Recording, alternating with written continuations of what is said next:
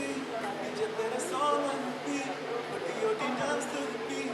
I believe will come down, I feel so sweet. I believe.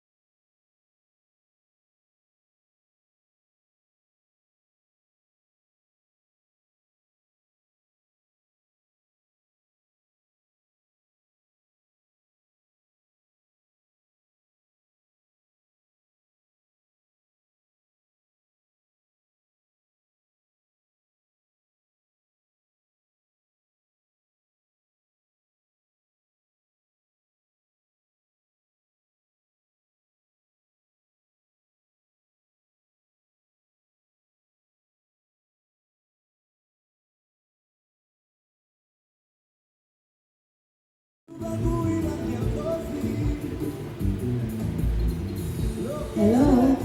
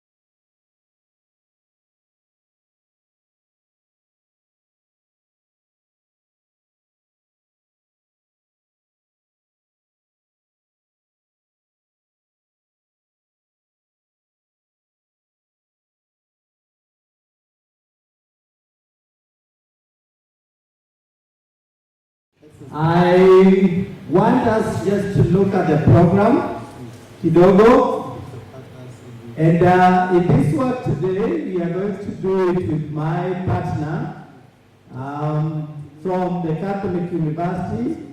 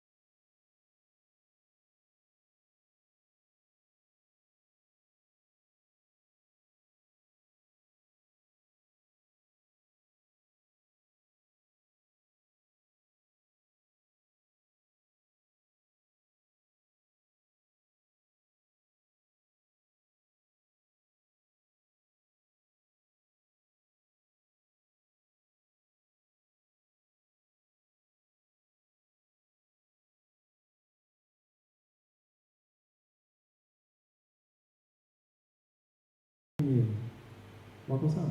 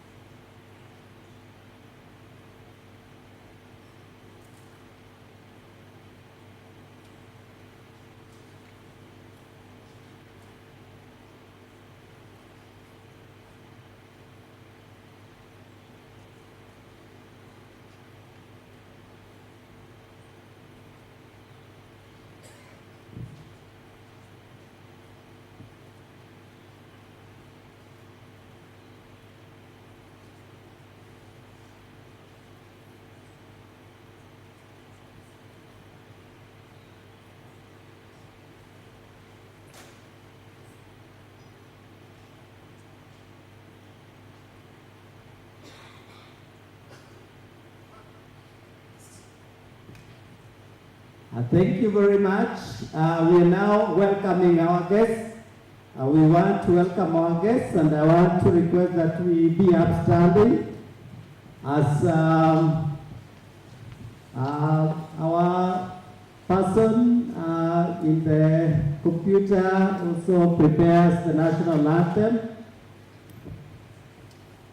And you are not looking happy. Can we be happy? Oh. Yeah, we are adjusting ourselves. Our guests, we welcome you for today. This is the International Missing Children's Day, which we commemorate every 25th of May 2026. And this is about a day of those children who have been lost, found, those who have been trafficked, and those who are lost and have not been found. So this day we're going to remember this day, and with the theme of Beyond Child Disappearance, strengthening parental care and social welfare systems to prevent missing children. We want to welcome you, and this is very important for us, just to ensure that we create awareness on those children who get lost and disappear. Those that are found, we also celebrate them. So I want to welcome our guests once again, and let's remain upstanding as we sing the national anthem, and we can proceed. The national anthem, please.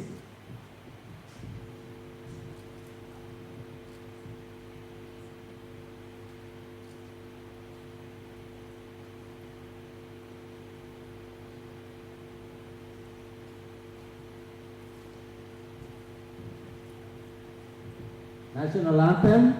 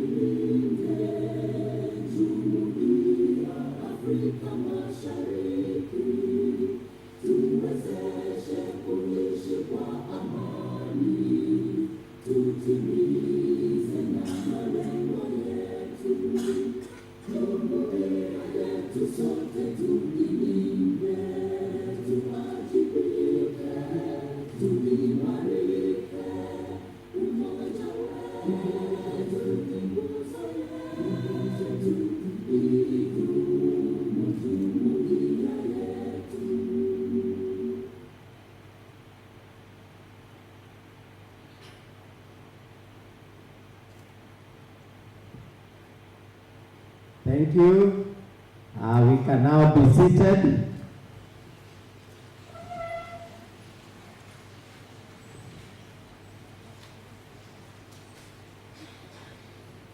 Today, as I had said, it's a very important day for us.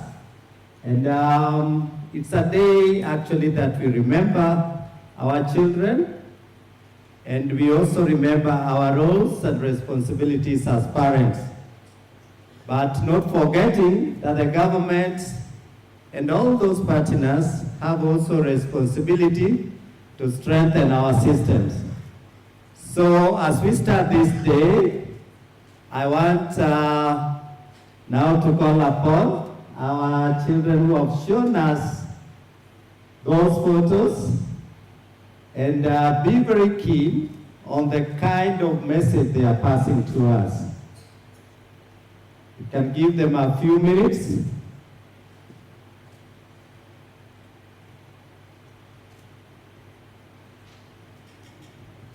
And again, I want to request us to again stand up and have a moment of silence to remember all those children who have been lost and have not been found, the missing children.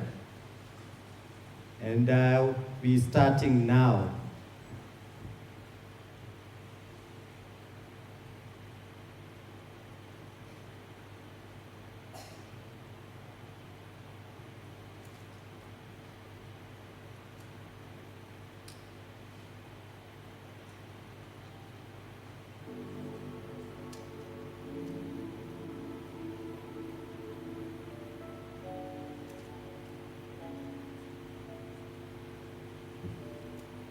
Thank you very much.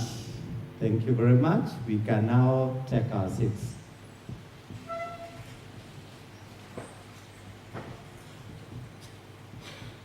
Thank you.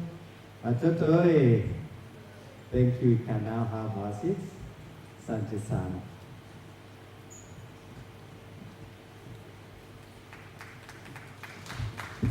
A round of applause. Asante sana, asante sana. We are also now going to get into the business of the day. We have started late, and therefore we're going to be a little bit fast. And without wasting a lot of time, I want to call upon the Dean of this school, Dr. Francis, to come and welcome us and make a few remarks. Thank you.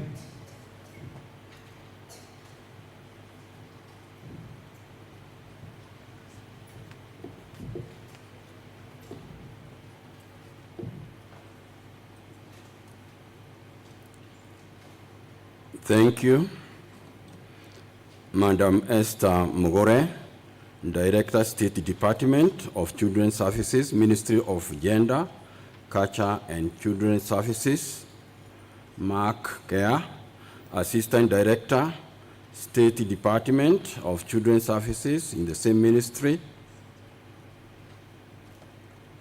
student leaders,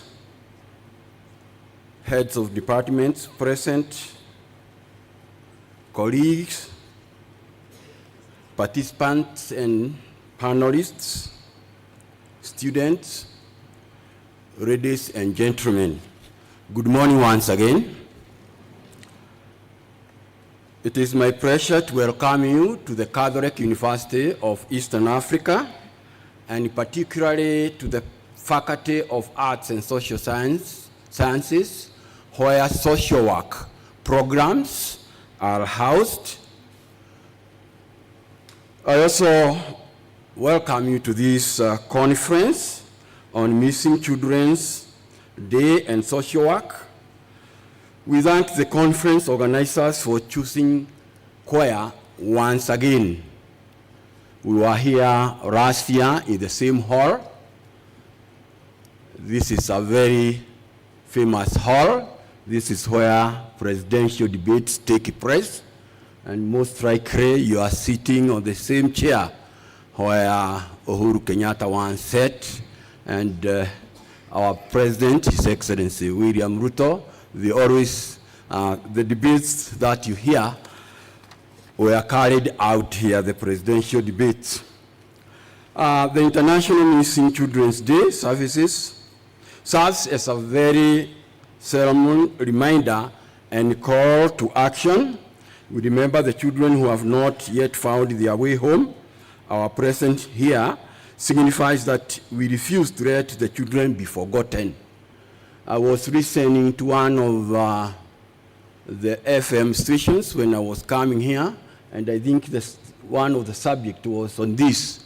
I do not want to quote the numbers because I know we have got experts who know the number of children who goes missing every day, but from what I got from that station, it's quite a number of children who go missing every day.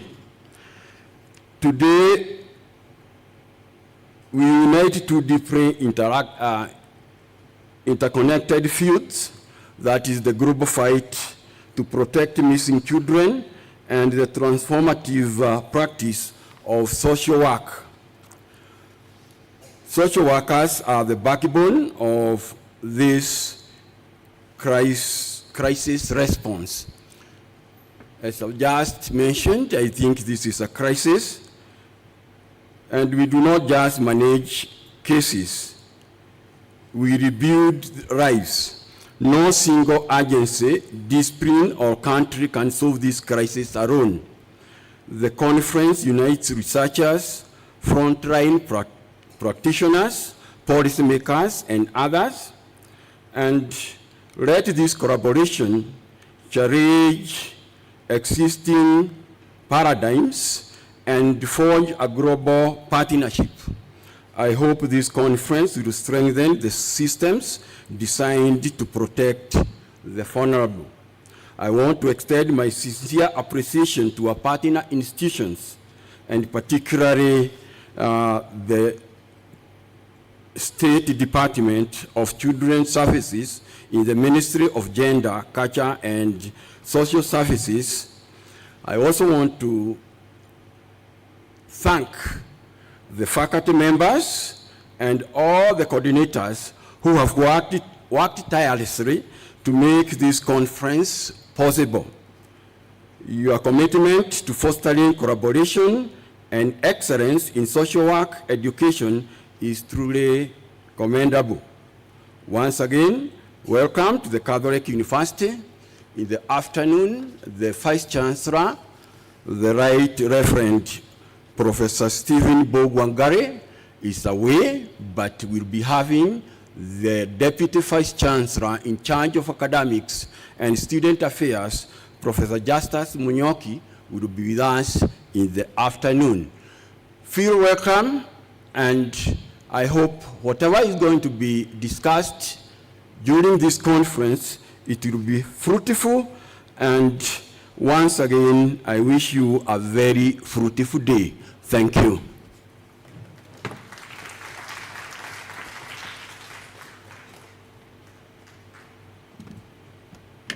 Thank you very much, Dean. That was not good enough. That round of applause is not good enough. Let's give him again. Once more. Thank you very much. Something that we have learned, and I also always try to pass it to others, that we must always appreciate when we receive well. And we have been received very well, and thank you very much, Dean, on behalf of the VC for Catholic University. If only I had the powers, but still my powers have been cut down, But I want to welcome Madam Mercy. Madam Mercy, hi. Madam Mercy, hi. Thank you. We want to welcome Madam Mercy. Madam Mercy is going to represent the technical working group for missing children in Kenya.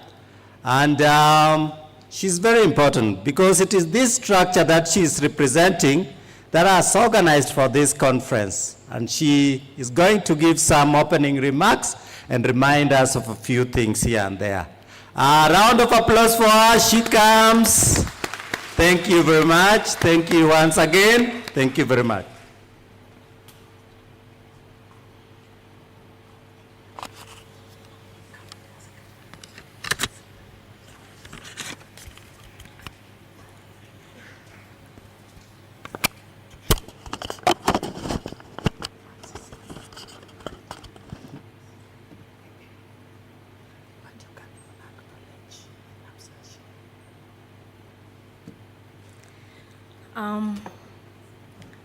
The Cabinet Secretary in absentia, and also the Dean, Catholic University, all protocols observed. Ladies and gentlemen, good morning.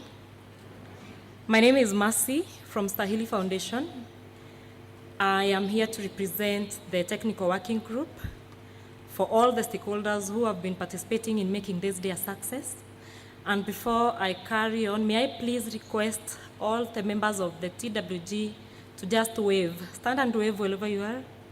Members of the technical working group, please. I can see ICS. Awesome. So thank you.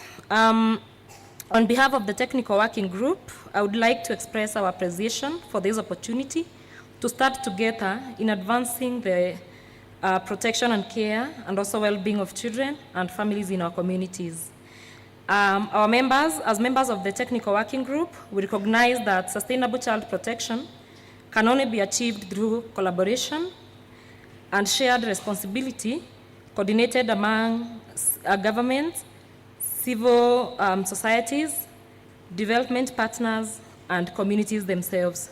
So today, we want to reaffirm our commitment when it comes to matters child protection and safeguarding, and we also want to encourage every other person present in this place, including children themselves, to report cases of missing children, and to also ensure that any red flags that are seen on a day-to-day basis, whenever you're interacting with other children, any red flags that you see are reported, so that we strengthen and we also play a part to ensure that many other children won't go missing. If you look at our slogan down here, it's saying, because one missing child is one too many. So for all those children that the posters have come down here, we are commemorating them and remembering that they were once some of us who we do not know where they are today. So the only thing that I urge us to do is to ensure that we report these cases. There is the reporting number that is written all over in all these banners, so that children can be safeguarded in a proper way. Thank you very much for today, and I wish all of us a beautiful day ahead. Asante.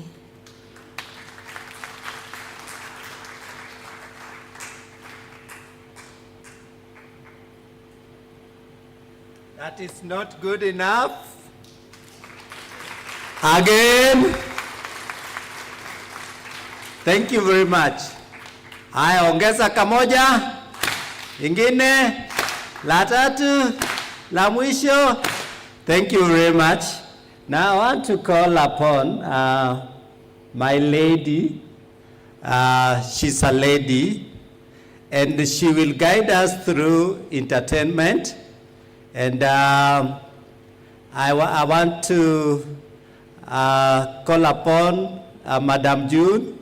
Those who are ready, give us the name so that we can have them come in. But my lady, please come. I won't mention your name now. You're going to tell them your name, but you'll be able to guide the children through entertainment.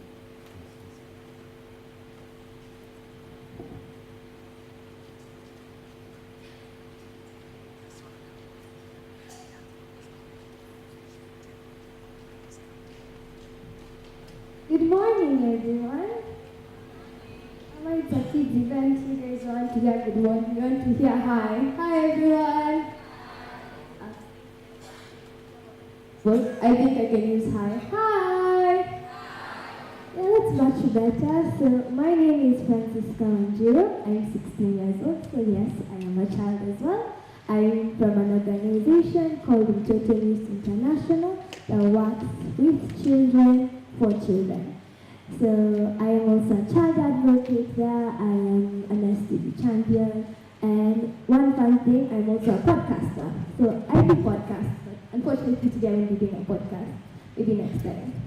So we will go straight into entertainment. We have a lovely group of kids who have a presentation for us. Alright, so as they come here in front, let's make them feel welcome, let's make them feel warm, let us give them big shouts and claps. I have faith in all of you. I'm putting all my faith in you guys to cheer them on. Yeah, can I get a woo? Yay, thank you. So let us welcome Grace Children's Home. Let's give them a round of applause as they come up stage. Let's continue until they are settled. I'm not seeing people clapping. Thank you.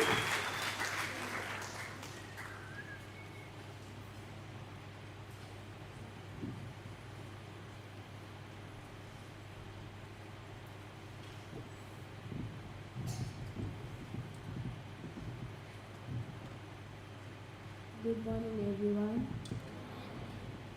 In front of you are, and we have two presentations, two songs we are going to sing to you guys. Hope you'll enjoy. Sit back, relax. You're welcome. Guys, the claps. Remember?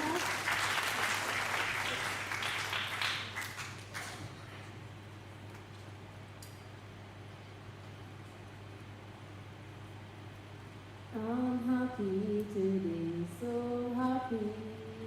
In Jesus' name I'm happy, because He has taken away my sins away.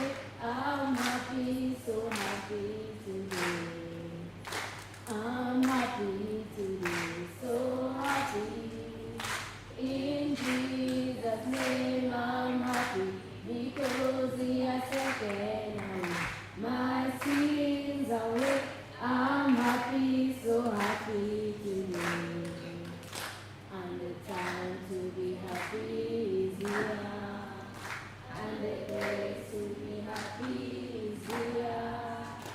And the ways to be happy is to make someone happy and to have heaven up here.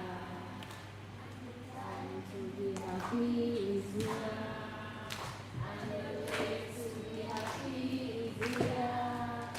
And the way to be happy is to make someone happy and to have a little heaven back here. Let's give them a round of applause. And for those who are singing along, you guys have my heart. This was amazing.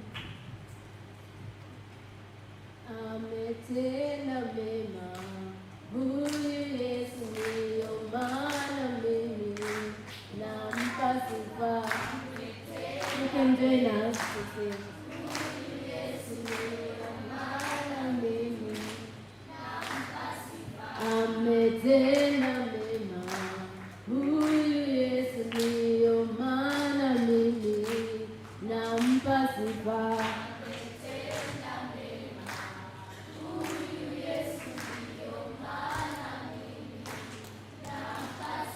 Bwana, Bwana, Yesu, Yesu, Mfalme, Mfalme, Ametenda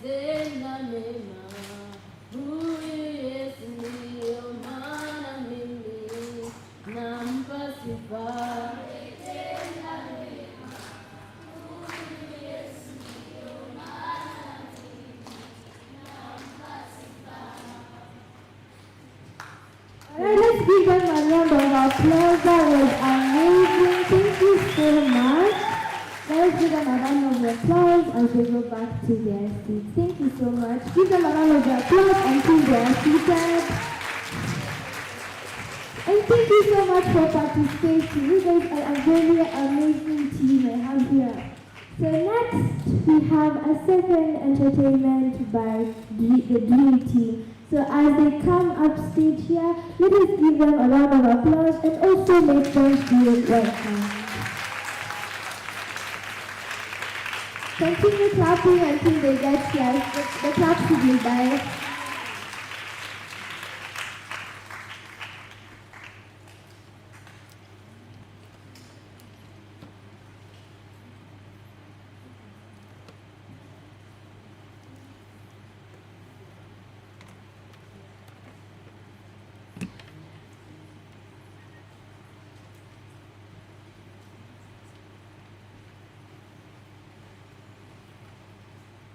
Let's give them a round of applause one more time. So they'll be doing a dance performance for us, so let's give them a moment as they settle.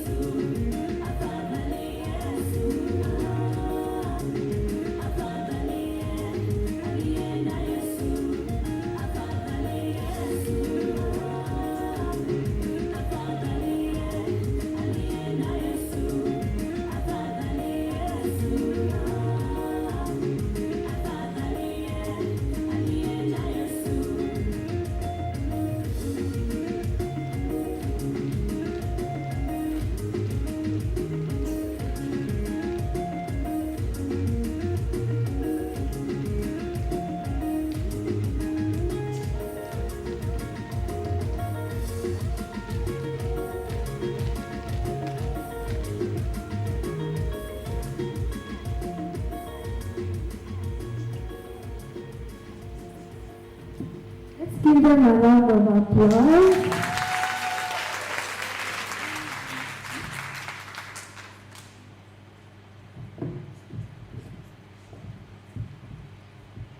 In front of you is the children's song ready to present a part to you entitled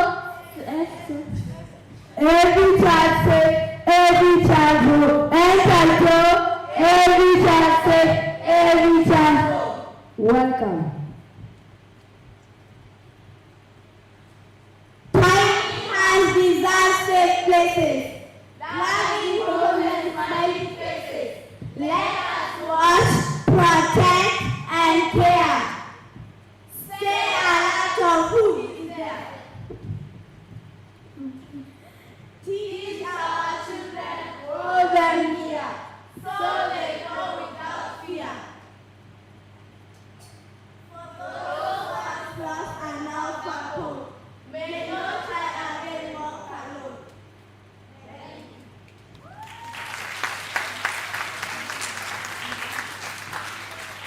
That was a lovely presentation. Let's give them a round of applause again.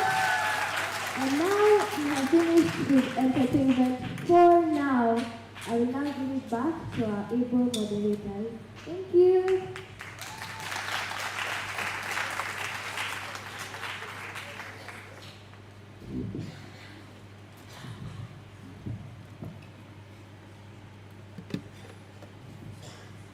Thank you very much. Thank you very much. I had a wonderful MC and you have not appreciated her.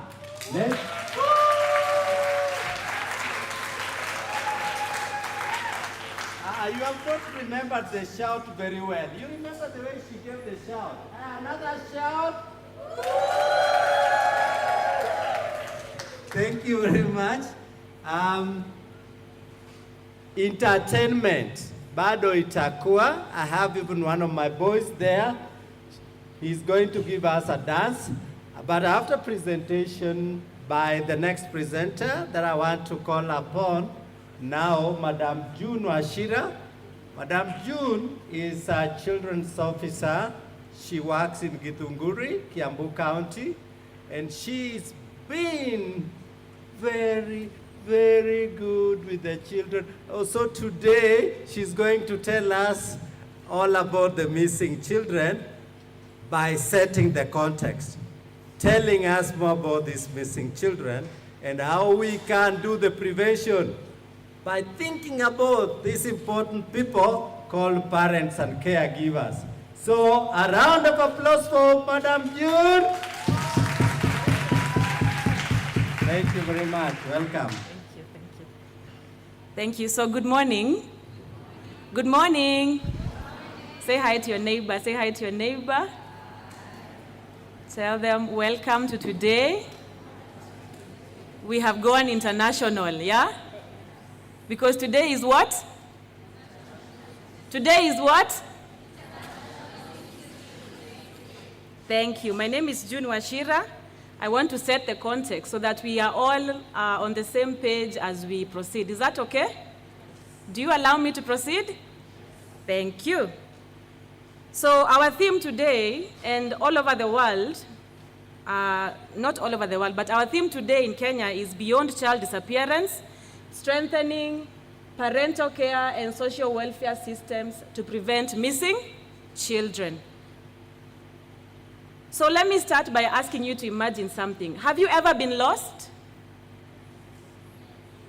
Have you ever? Do you know where the washrooms are in this place? Do you know where the tea is? No? Sindio? Now imagine you wake up in a place today that you don't know where the washrooms are. The faces you see are not the faces you're familiar with. They are not your parents. They are not your teachers. And you have just gotten lost. Now I want to speak to the adults. You can imagine when you came to Nairobi for the first time and the only area you knew was archives. And everything else was buildings and strangers. Now imagine for a child who is 4, 5, 6, or a teen who has gotten lost and is in the presence of strangers And sometimes those strangers are not even kind. Those strangers are abusive, they are violent. So you can imagine the fear, the worry, the concern that this child could be going through, and as well as how this child could be frightened. I want us to have that imagination as we proceed, so that as we discuss a missing child, we know who exactly it is we are talking about. So who is a missing child? A missing child is a child whose whereabouts are unknown. Are we together? A child whose whereabouts are unknown. That you as the caregiver, you as the siblings, or the brothers and sisters, or the uncles, you don't know where this child is. And we have a difference between a missing child and a found child. Some of us are found children. We have been found without our caregivers, and circumstances have led us to be found. And that is why you are in a safe shelter. But for a missing child, the caregiver is not sure where their child is. So this includes runaways. Has anyone ever run away from home? Hello, children? Has anyone ever been out of care from their parents, from their caregivers? Has anyone ever been abducted? Those are the missing children. Hello, are we together? Then we have those that are found in the police stations, or they are found in the markets, and they cannot even tell where home is.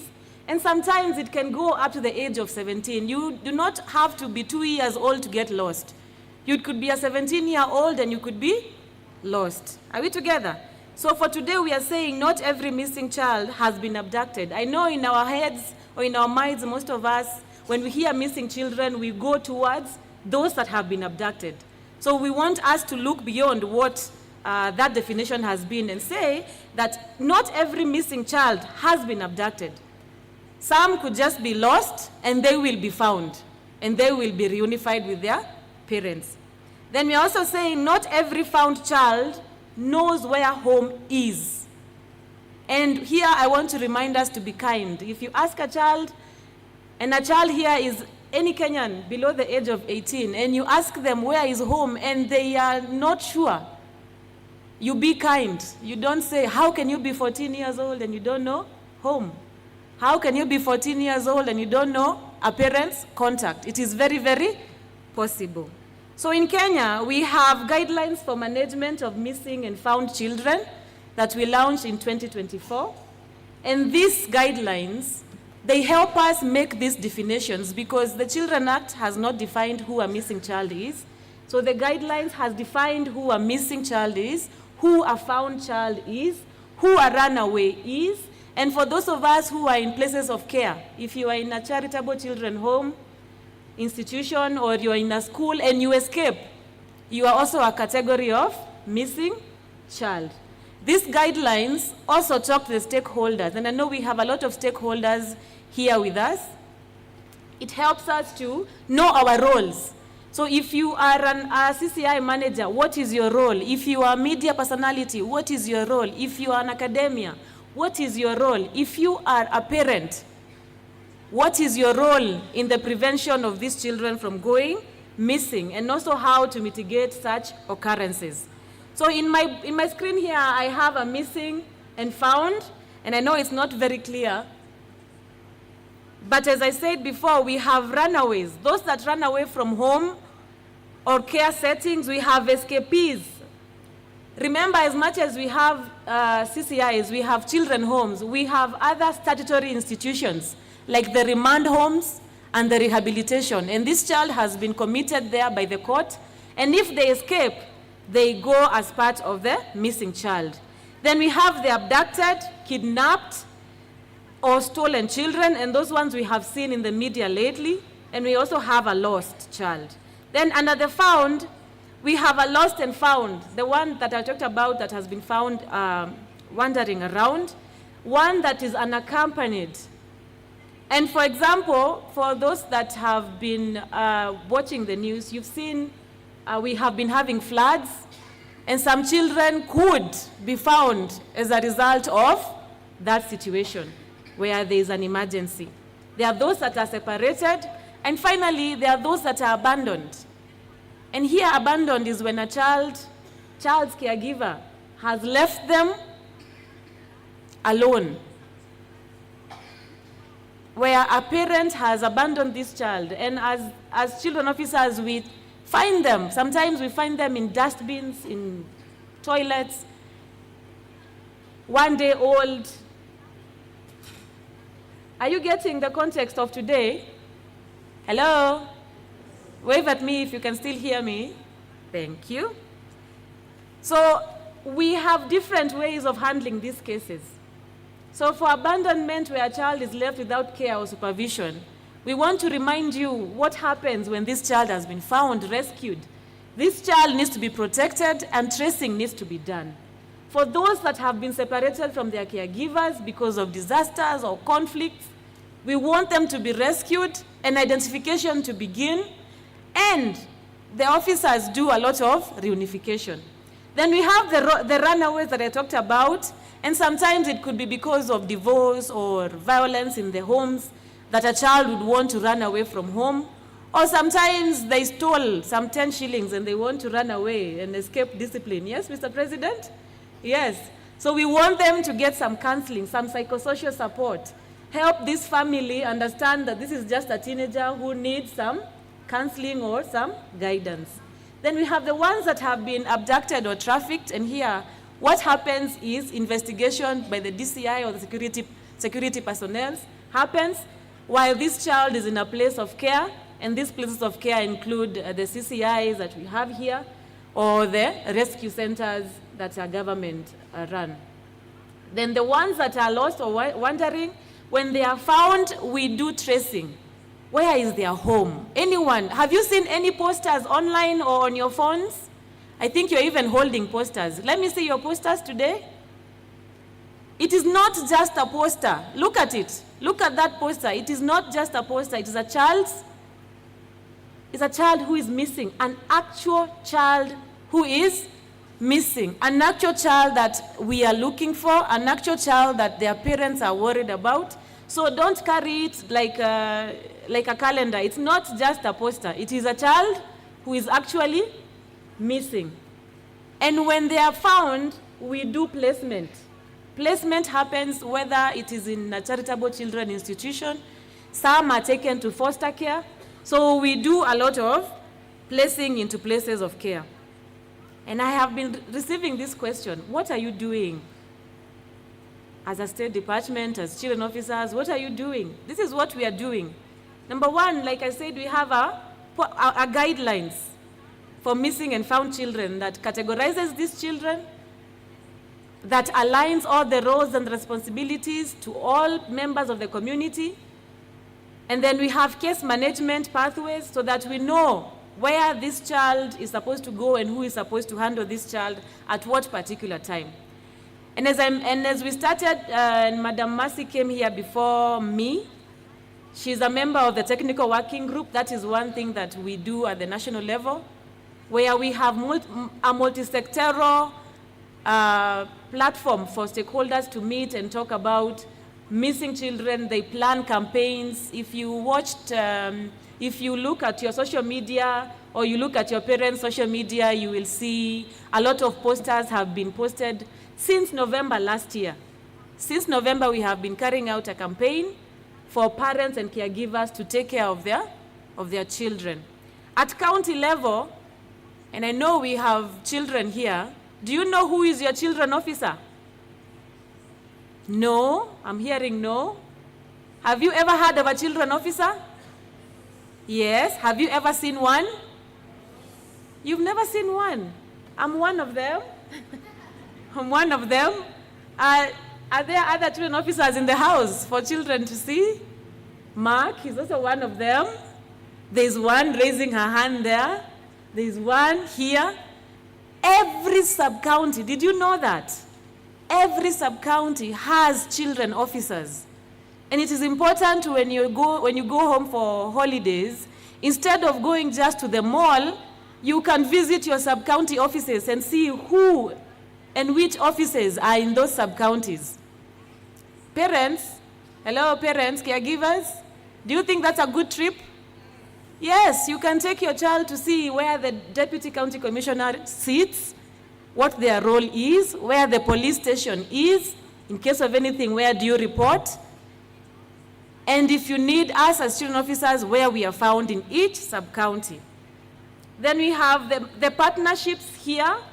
And if you look at the banners that are around here, you'll see a lot of partners came together to have this event happen. A lot of CSO, a lot of media people, a lot of development partners are also collaborating to help this situation. Then we have the aspects of reunification, where I talked about referral systems. We have case conferences that talk about where this child came from, who their caregiver might have been or could have been, and where they need to be taken back so that they are reunified safely and following the protocols of care reforms. So the State Department for Children's Services exists in every sub-county. Thank you so much. When you look at my poster up there, do you see anyone you recognize? You see parents? You see schools? You see police? Do you see the child? And the child is at the middle, meaning all these stakeholders. You cannot point a finger and say one person is failing, or one person is not doing, or one person is not preventing these children from going missing. It is all of us who need to play a jointed role in preventing these children from going missing. Whether it is in the church, how do children go to church? Who brings them? Who takes them home? Whether it is the media, what messages do we send to the children at home? When you watch news, when you watch the 7:30 programs, are there any adverts that come that talk about how you can be safe as a child? What about parents? Can parents walk home? Can parents take their children from home to school? Do you think that is possible? That a parent escorts their child to school, and from school to home, the child is also picked, so that there are no gaps in between where the child is coming from and where the child is going. So what we are saying is that the trace must never grow cold. And for the cases that you're holding up there, the posters you're holding, those are cold cases.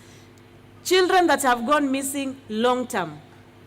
Children that have gone missing long term, that we are trying to find, whose caregivers are always in the media trying to find.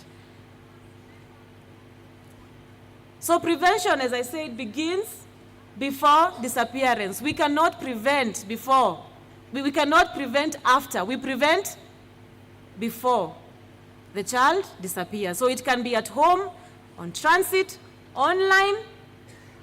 Children, are you on your TikToks? Hello, children. Do you have YouTube accounts? TikTok? No. But if you do, you need to be under an adult who is monitoring so that you're safe online. Okay? I don't know whether there are those that have seen this book. Anyone that has seen, any children that have seen this book, the My Life Story book? Yes, there are children, once we find them and we place them in care, we give them this book as a means of tracing their families. This book has an idea of what a family tree should look like. If you can only remember the name of your mother, you write it under mother. So that when it comes to tracing, we can be able to draw your family tree and see where you came from and how to get you back there. So that is one of the things that the State Department has done to ensure that these children that we find have a My Life Story book that documents their life story, where they came from and where they ought to be. And then there is a reporting mechanism. We use the 116, and it is free and confidential. They have counselors on standby 24 hours. You just call and say, hey, my life is at risk. Children, are we together? Are you learning something? Did you know about 116? Yes, tell someone that there is 116. So what our pledge is today is that every action matters and every child counts. That's why we are reminding you with the posters there. And if you walk outside, well, as you get your photos, you will see faces of children that we are still looking for, because their life matters, their life counts. So we want you to stop this myth of waiting beyond 24 hours. You report immediately when a child goes missing. You preserve evidence. And here I want to talk to the parents. Take as many photos of your children as possible. Because when we call and you are reporting your child is missing, you bring us photos that we cannot even tell where the eye was, you know. Be encouraged, and not just mobile phone photos. Go to the studios, take actual photos as memories of your families and children, just in case you need to provide us evidence. Then invest.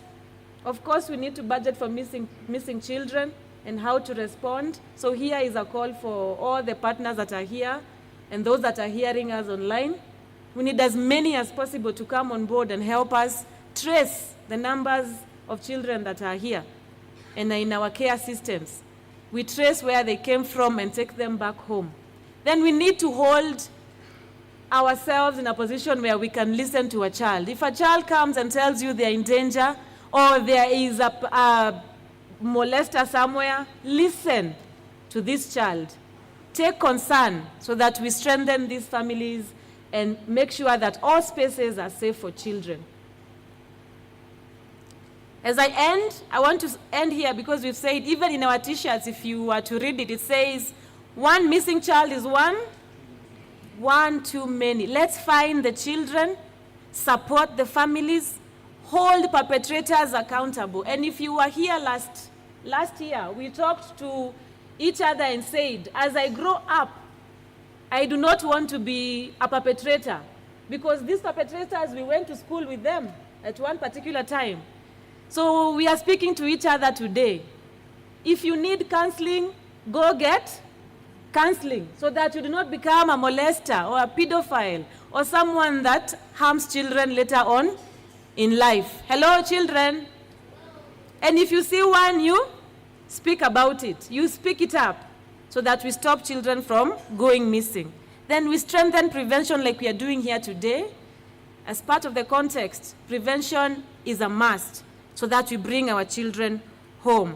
And for hashtags, if you're online, today we are using IMCD 2026, and the child is never forgotten. Thank you so much.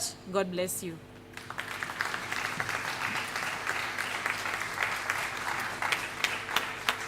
Do that thing and do it well. Do that thing and do it well.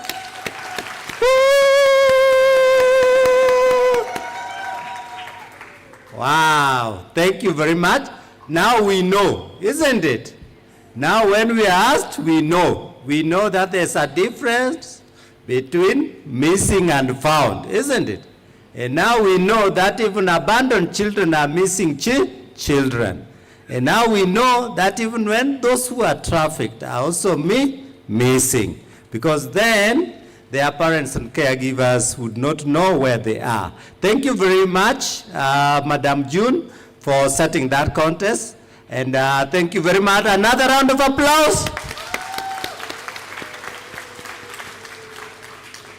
Thank you. We are progressing well, but I want to release the Dean and my colleague to go there to actually arrange for some things, even as we proceed. I want now to invite, before any entertainment again, I want to now invite Madam Beatrice to come. Oh, Madam Janet. Oh, Madam Janet, please come and give us some reflections, because she's to go somewhere, and then we'll progress from there. Karibu sana, Madam Janet. Karibu sana, karibu sana. You know her, but I'll not say her name. Thank you. Thank you, sir. Sorry. Thank you. Good morning, everyone. How are you today? I know it's a heavy day. I want to write on the protocols observed. I won't take a lot of your time, just a few minutes. My name is Janet Mbogwa. I've been in media for, 20 years maybe, and now I do a lot of work on social media. I think that's what got me here today.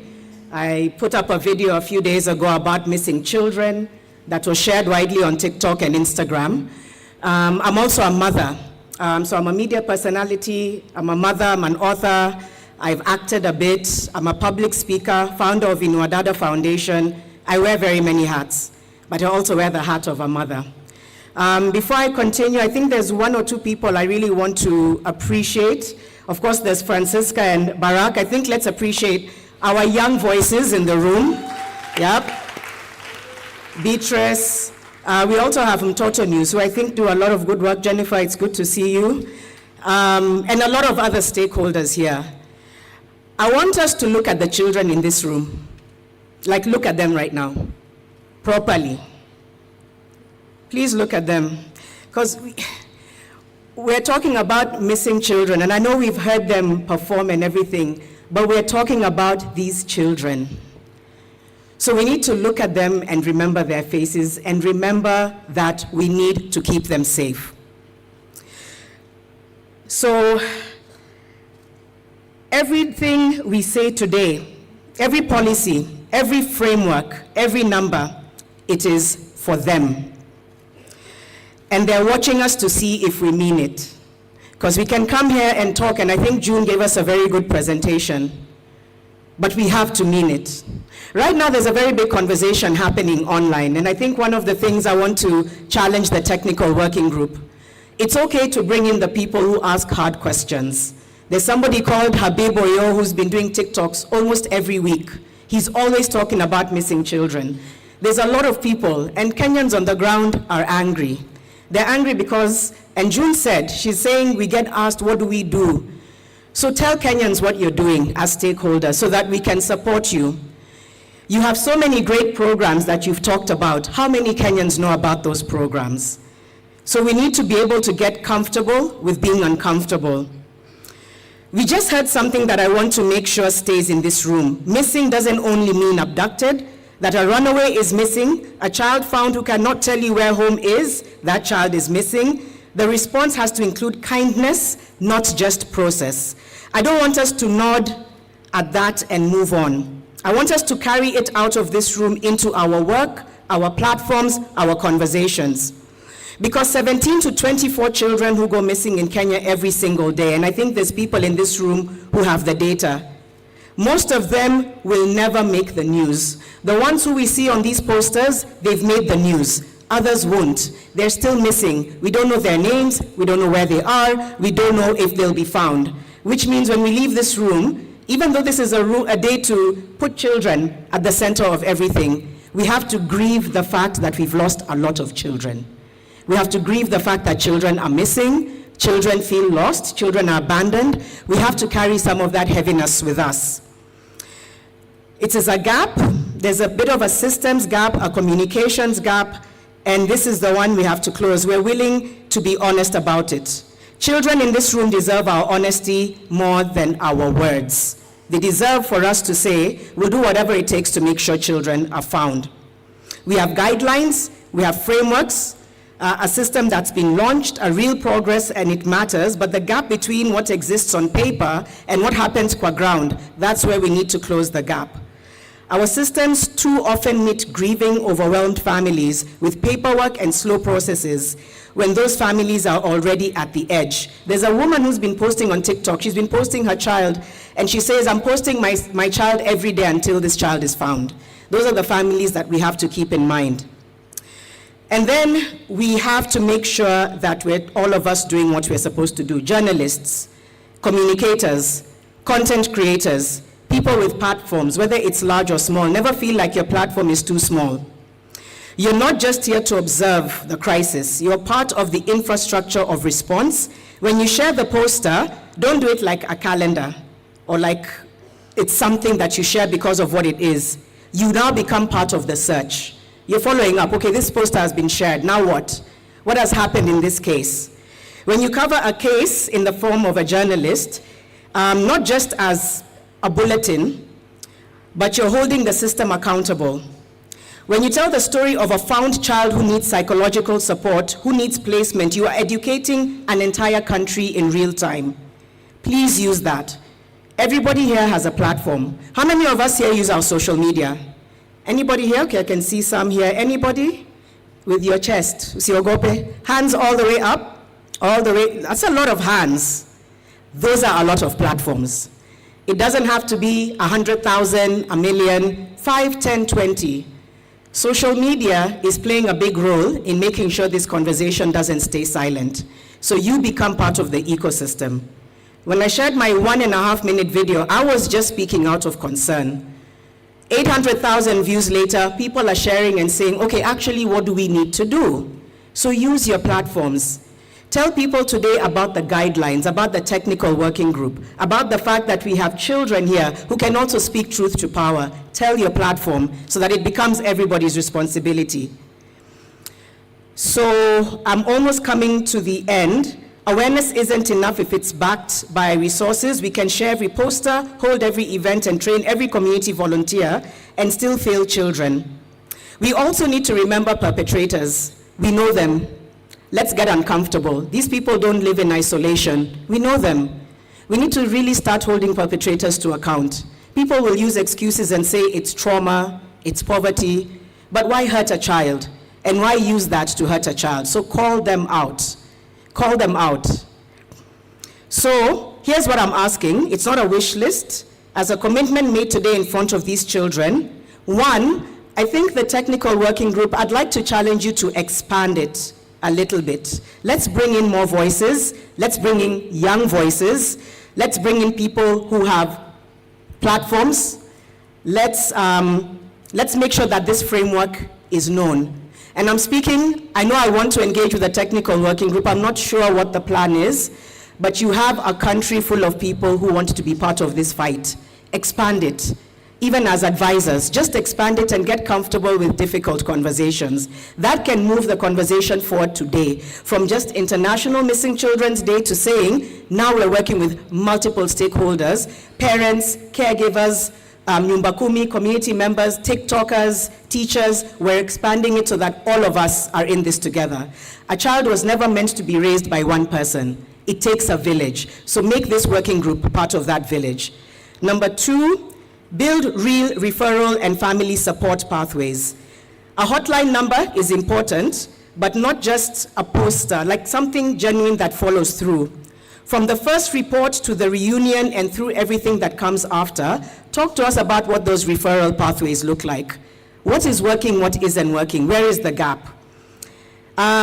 Third and fourth, have the uncomfortable conversations with government, with donors, with communities where stigma silences families, with media houses about how they cover or don't cover certain children. Comfort has not solved this, but honesty might. And amplifiers, number four, commit to the long game, not just the viral moment. The search, the silence, the family still waiting, the child who was found but is still finding their way home. Those of you who put your hands up because you have platforms, commit to the long haul so that people feel like all of them are looking for me. Measure yourselves, all of us, every stakeholder in this room, not by events held, but by children found and by families supported and by cases that reached the right hands in time. There is a version of today that ends with a group photo and a feeling that something happened. And there is a version where we walk out of here genuinely accountable to the children sitting in this room right now, to the ones being searched for while we speak, and to the ones we can still protect if we stop waiting for the next viral story to remind us that they exist.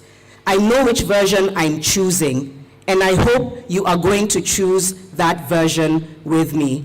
Please remember, a child does not just belong to one parent or one institution or one family. A child belongs to each and every one of us. We were reflecting earlier that when we were growing up, we were raised by a village. We were raised by community.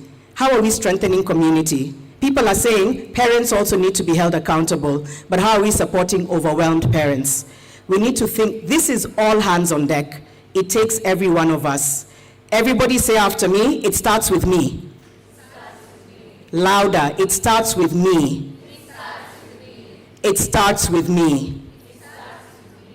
I wish you all a great day. Unfortunately, I can't sit through the panel for children or sit here when the stakeholders speak, but I think it's important that we take this conversation forward. I really want to thank the State Department for inviting us, but I want us to leave here choosing the path that says we will stay searching until every child is found. Thank you very much.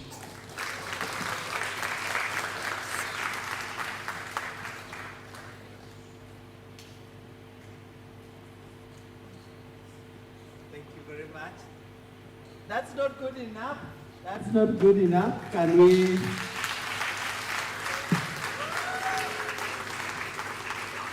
That's Janet. Say Janet. Janet. Now we know, isn't it? I want us to give her another round of applause. Thank you very much. We are moving on very well. And we are changing the gear now. We are changing the gear. I want to request my co-host to bring again one or two entertainment, and then we will proceed. And as she comes to invite the children for entertainment, again, short, nice ones, I want to ask the first panel, which will be on systems strengthening, to prepare. Dr. Wilkins, if you could assist me, look for the other panelists, and Dr. Lubemba, who is going to coordinate that. We are going to start with that panel discussion because we must retain the children's panel to come after the guest of honor, who is the Cabinet Secretary, comes in this afternoon. So, without so much ado, I want now to request my co-host to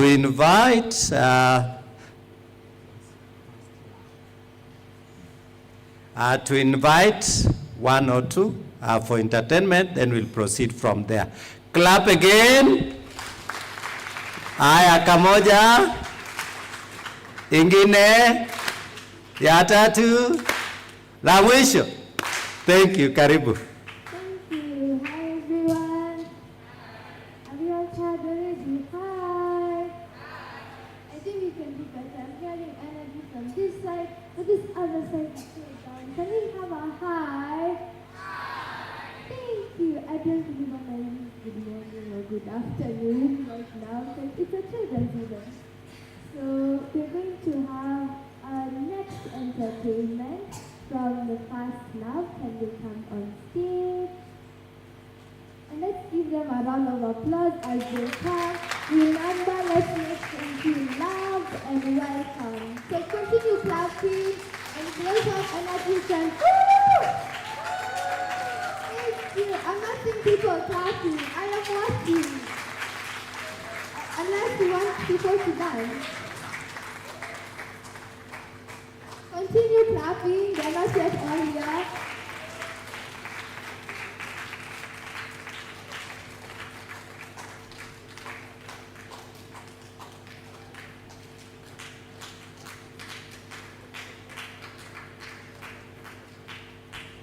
All right.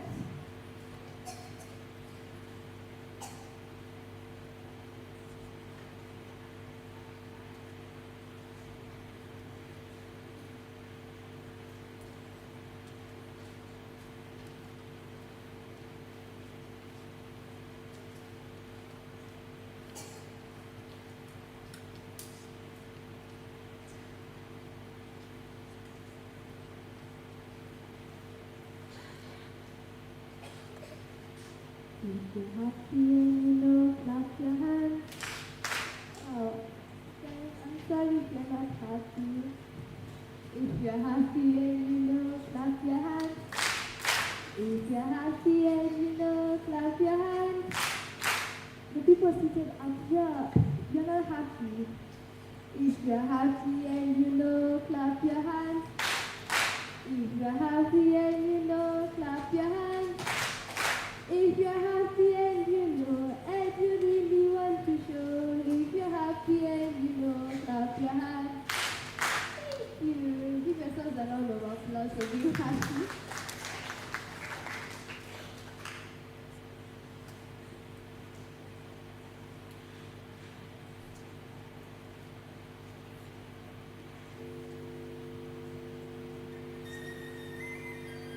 More music at NiaFlavor.com. God has given us victory. He has taken away our fears. What the enemy plans to do, God has turned it around for good. Now we dance, dance, dance for some victory. Move, move, move for some victory. Clap for some victory. We have the victory. Now we dance, dance, dance, dance, dance for some victory. Move, move, move, move for some victory. Clap, clap, clap, clap for some victory. We have the victory. I'm a living testimony, living testimony. My life is full of glory, life is full of glory. I move forward only. God has given us victory. I'm the son of the living God, son of the living God, led by the Spirit, led by the Spirit. I can win, you can stop me, no, no. God has given us victory. God has given us victory. More music at NiaFlavor.com. What the enemy planned to do, now we dance, dance, dance, dance for some victory. Move, move, move, move for some victory. Clap, clap, clap, clap, clap for some victory. We have the victory. Now we dance, dance, dance, dance, dance for some victory. Move, move, move for some victory. Clap, clap, clap, clap, clap for some victory. We have the victory. I'm empowered by His Spirit, empowered by His Spirit. For the Lord is my strength and shield, the Lord is my strength and shield. Every day I'm going higher. God has given us victory. My life like a melody, life like a melody. I'm soaring on His wings, soaring on His wings. There are no limitations. God has given us victory. God has given us victory. He has taken away our fears. All the enemy planned to do, God has turned it around for good. Now we dance, dance, dance for some victory. Move, move, move for some victory. Clap, clap, clap, clap, clap for some victory. We have the victory. Now we dance, dance, dance, dance, dance for some victory. Move, move, move, move for some victory. Clap, clap, clap for some victory. We have the victory. Let me hear the victory chants. The victory chants. Join me for the victory chants.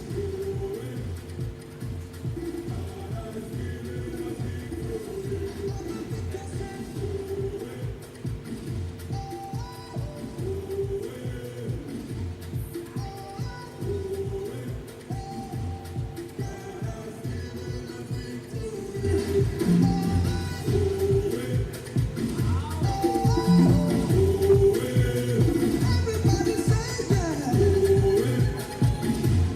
God has given us victory. God has given us victory. He has taken away our fears. What the enemy planned to do, God has turned it around. Now we dance, dance, dance, dance, dance for some victory. Move, move, move, move for some victory. Clap, clap, clap, clap, clap for some victory. We have the victory.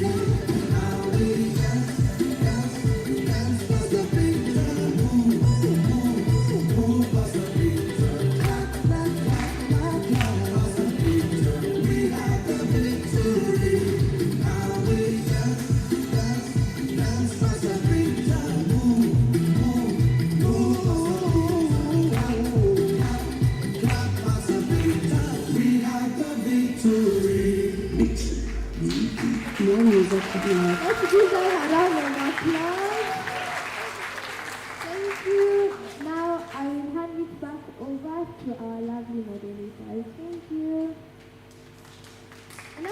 applause for me, guys. Thank you. Hello, how are you? Are you still having a good day? Now, there are those that won the art competition. Did you participate? Are those people that participated? Kuna watu waliparticipate hapa watoto? Let me see your hand if you participated. The art and poetry competition, if you saw a poster. Hey, you need to participate, guys. I know you draw and you write poems. You need to participate and you need to hear your voices. Silio? So there are those that won. Kindly meet me outside Pale for registration. And then there are those children that are doing, that are in the panel. They were total. Where are they seated? If you are in the panelist for children, Hilda, let's meet outside there for a small talk as we prepare for the next session. Thank you so much, Mark. Thank you. Thank you very much. Let me have a round of applause. Thank you very much. So we remind ourselves of our commemoration, and to set the ball rolling, we'll have the very first panel, which shall include the experts in this area. We have different stakeholders. In our panel, we shall have a legal expert who will come and break it down to us what this simply means. We shall also have a representative from the Directorate of Criminal Investigations under the Interpol. And we shall also have the L4C. We shall know much more about it.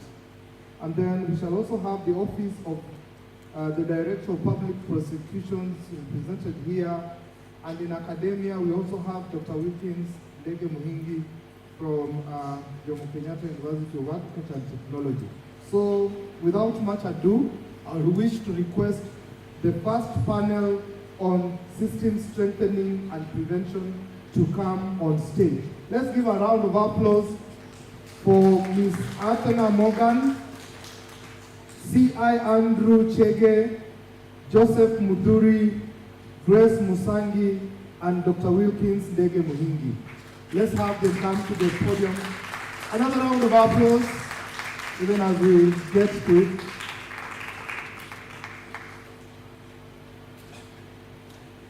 Yes, be seated. Yes, Ms. Athena, if she's around. Yes, welcome. Please, let's clap for her as she comes. Thank you so much. Andrew Chege, is Andrew Chege there? Andrew Chege. Okay, Joseph Muturi.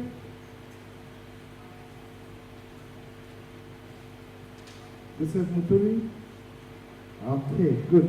And then let me have another mic, but I'll be using this for probably, I'll share this out. Thank you very much. I think we shall have this representing everyone. Grace Musangi, is Grace around? Grace? Okay, thank you very much. Dr. Wilkins, I think, and Ms. Athena, you will take this ball roll. Okay, we shall use this microphone as I use the other. Thank you.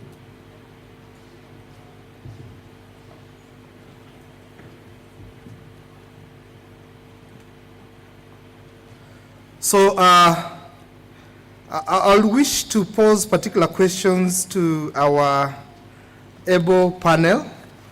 We shall be getting more information, but I think the very first thing is to break the ice. Let's find out who they are. We often say ladies first and what they do to this country. Thank you. Thank you so much. Good morning, everyone. Hello. Good morning. Hello.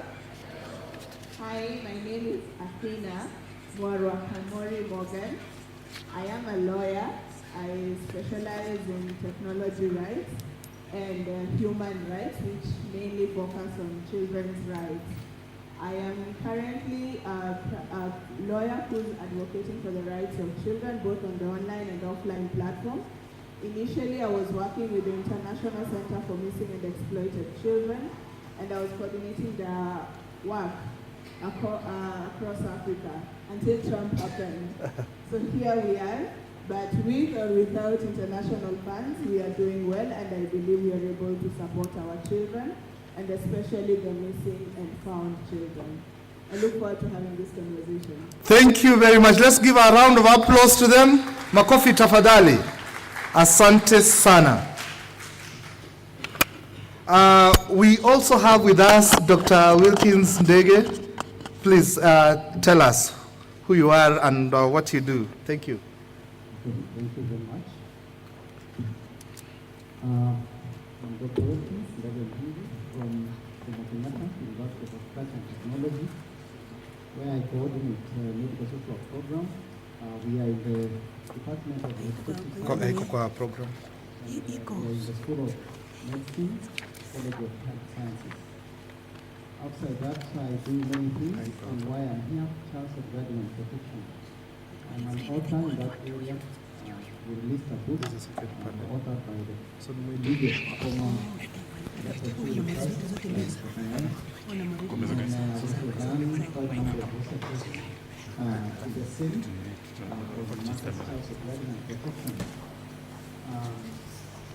I'm a medical social by training, and I do research approach on matters child labor, domestic work, and post-child GBV, of violence.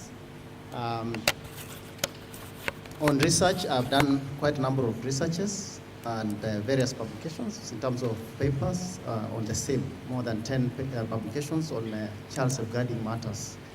So I'm here to learn together with us on the same and just to see what we are able to get from the issue of systems strengthening.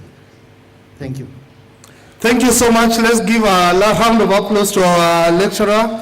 Thank you so much. With us is Grace Musangi. Madam Musangi is representing the Office of the Director of Public Prosecutions. Let's listen to her and for the introduction. Ms. Grace. Good afternoon. Good afternoon. My name is Grace Musangi, as you've been told. I am a principal prosecution microphone or at the Office of the Director of Public Prosecutions. I'm currently attached at the Children Division Prosecution Services, where we deal with children who are in conflict and also in contact with the law.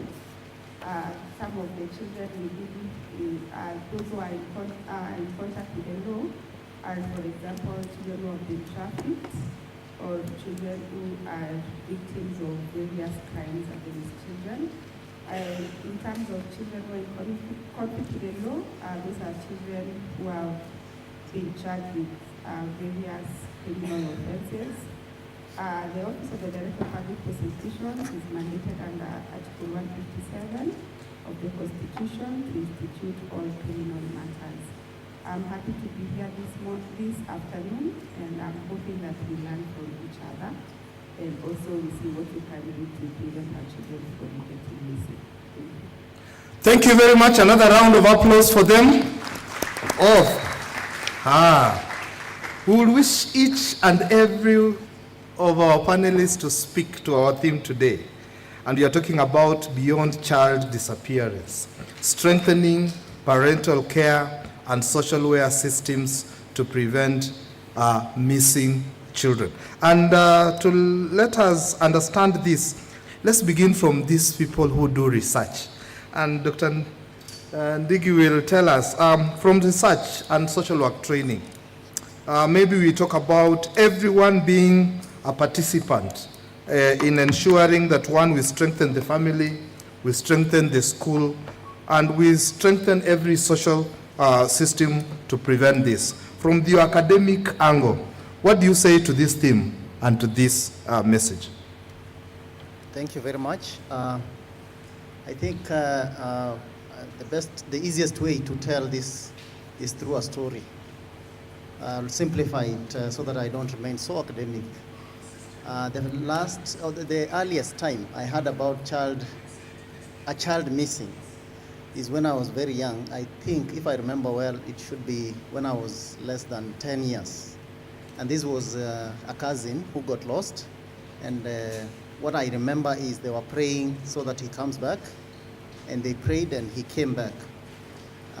When he came back, everyone was celebrating. How did he come back? He came back through school, where he used to go to school. So he said, when he was asked, where do you come from? He said, I go to school. He gave the name of the school. And then from the school, they traced and they realized my father was teaching in that school. So they traced and again, because my father also was there and he knew him, he got back home in a very good way. What I'm trying to say is not far from research, what you just asked. Now, if I go academic, those who know, now that we are talking about systems strengthening, all the way from earlier scholars coming to Bronfenbrenner, the systems, ecological systems approach. If you listen to my brief story, this cousin of mine was found because the school was there. This cousin of mine was found because my father was teaching there and my father is the uncle. So the family has a role to play. The school has a role to play. And of course, people who are following up, the government was involved. So the government has a role to play. All these things I'm mentioning are there in research. Research is indicating that families that are relating well, it's very difficult for children to go missing. The system I'm talking about, when there are various systems working the way they ought to work, then the child may not go missing. So if you go back to Bronfenbrenner's ideas and so on, the micro system, meso system, macro, and so on, and even later on he added on chrono system. The time we are living, research shows, because nowadays we have two worlds or maybe more. The world we are living in, and then there's the online world. Children go online and they go missing because of the influence and all those other reasons. That is something that is coming out even in research.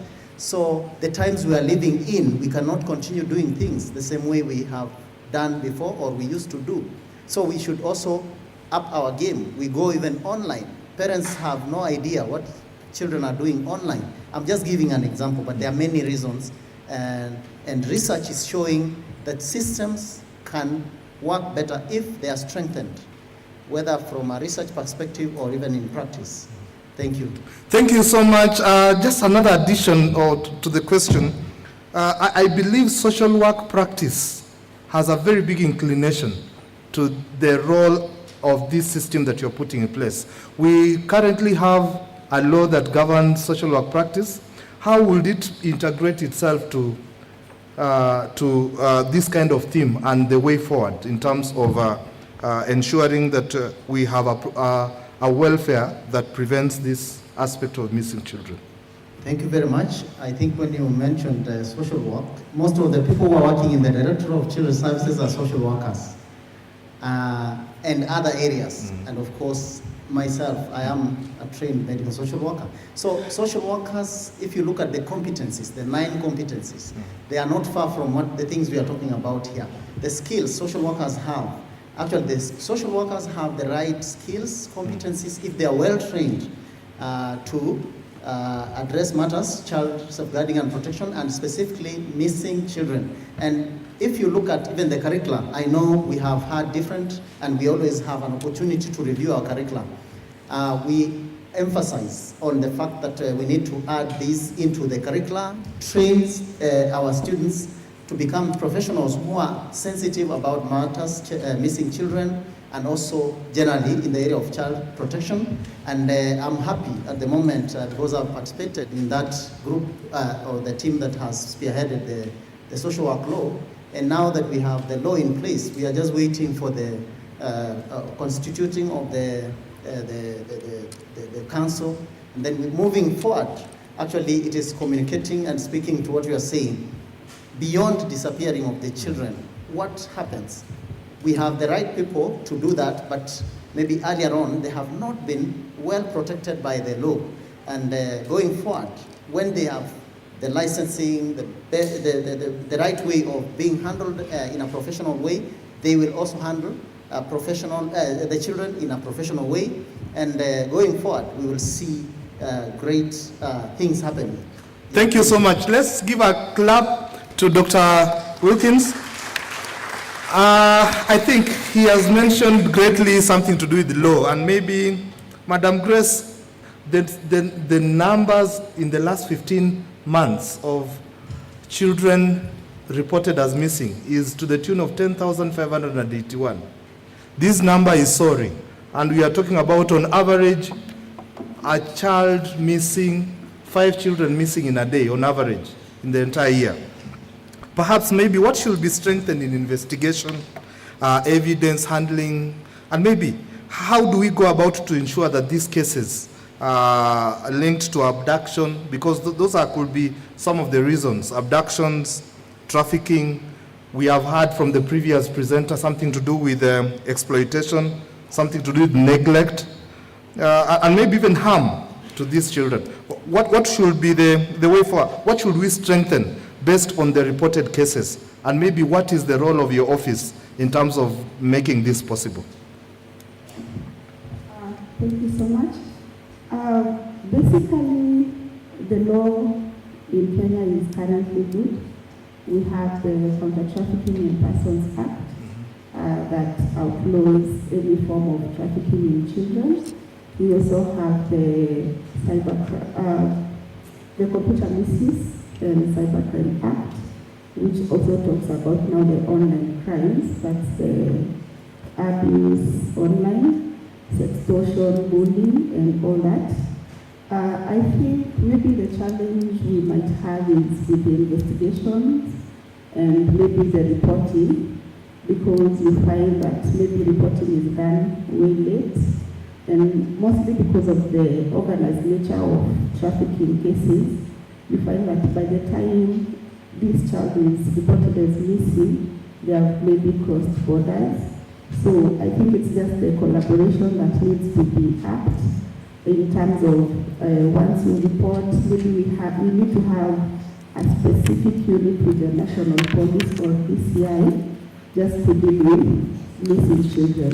Okay, we have the AHTCPU that deals with all children matters, but maybe we could just have another specialized unit, maybe within AHTCPU, to deal with the missing children. Maybe it will fasten the tracing of the children. In terms of what our office is doing, we have very many active cases of trafficking in children that are active in court right now. We've also gotten some convictions on the same, and we actively involve and work with DCS and also AHTCPU and the DCI in pursuing those matters.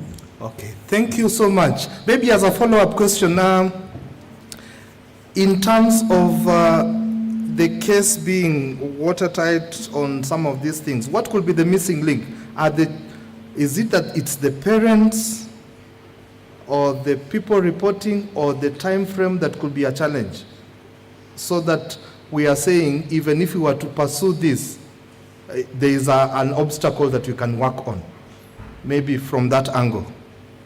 Well, we cannot really blame the parents for a child going missing, because you see, if a child is stolen, that's another person who is committing a crime against that child. The parent may have just sent the child innocently to the supermarket, or maybe a child is abducted on the way to school.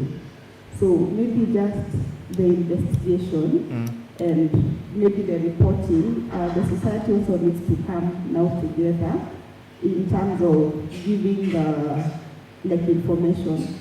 If a child was spotted somewhere, and people coming forward to say, I saw a suspicious car somewhere, I lastly saw this child with someone, because we find that even now when the matter comes to court, people are not willing to come and testify. So that also means they may not be willing to give that information to the police because they are afraid of either being linked with the offense or coming to court and testifying against that thing. So maybe the breakdown might be with the society. They don't want to parent. We all don't want to parent other people's children, but I think we need to come together, and if you see something is amiss, you just go ahead and report it. Oh, thank you very much. Let's give a clap. Let's give a clap to Madam Grace Musangi. Thank you so much for this idea. We have a missing children's expert here. And some of the questions that come usually is all about response time and capacity assessment. What will be your view concerning these ideas, Madam Athena? Thank you for that question, and thank you to my colleagues for the responses they've given. I think to respond to that question, I'll ride on what Madam Grace has said.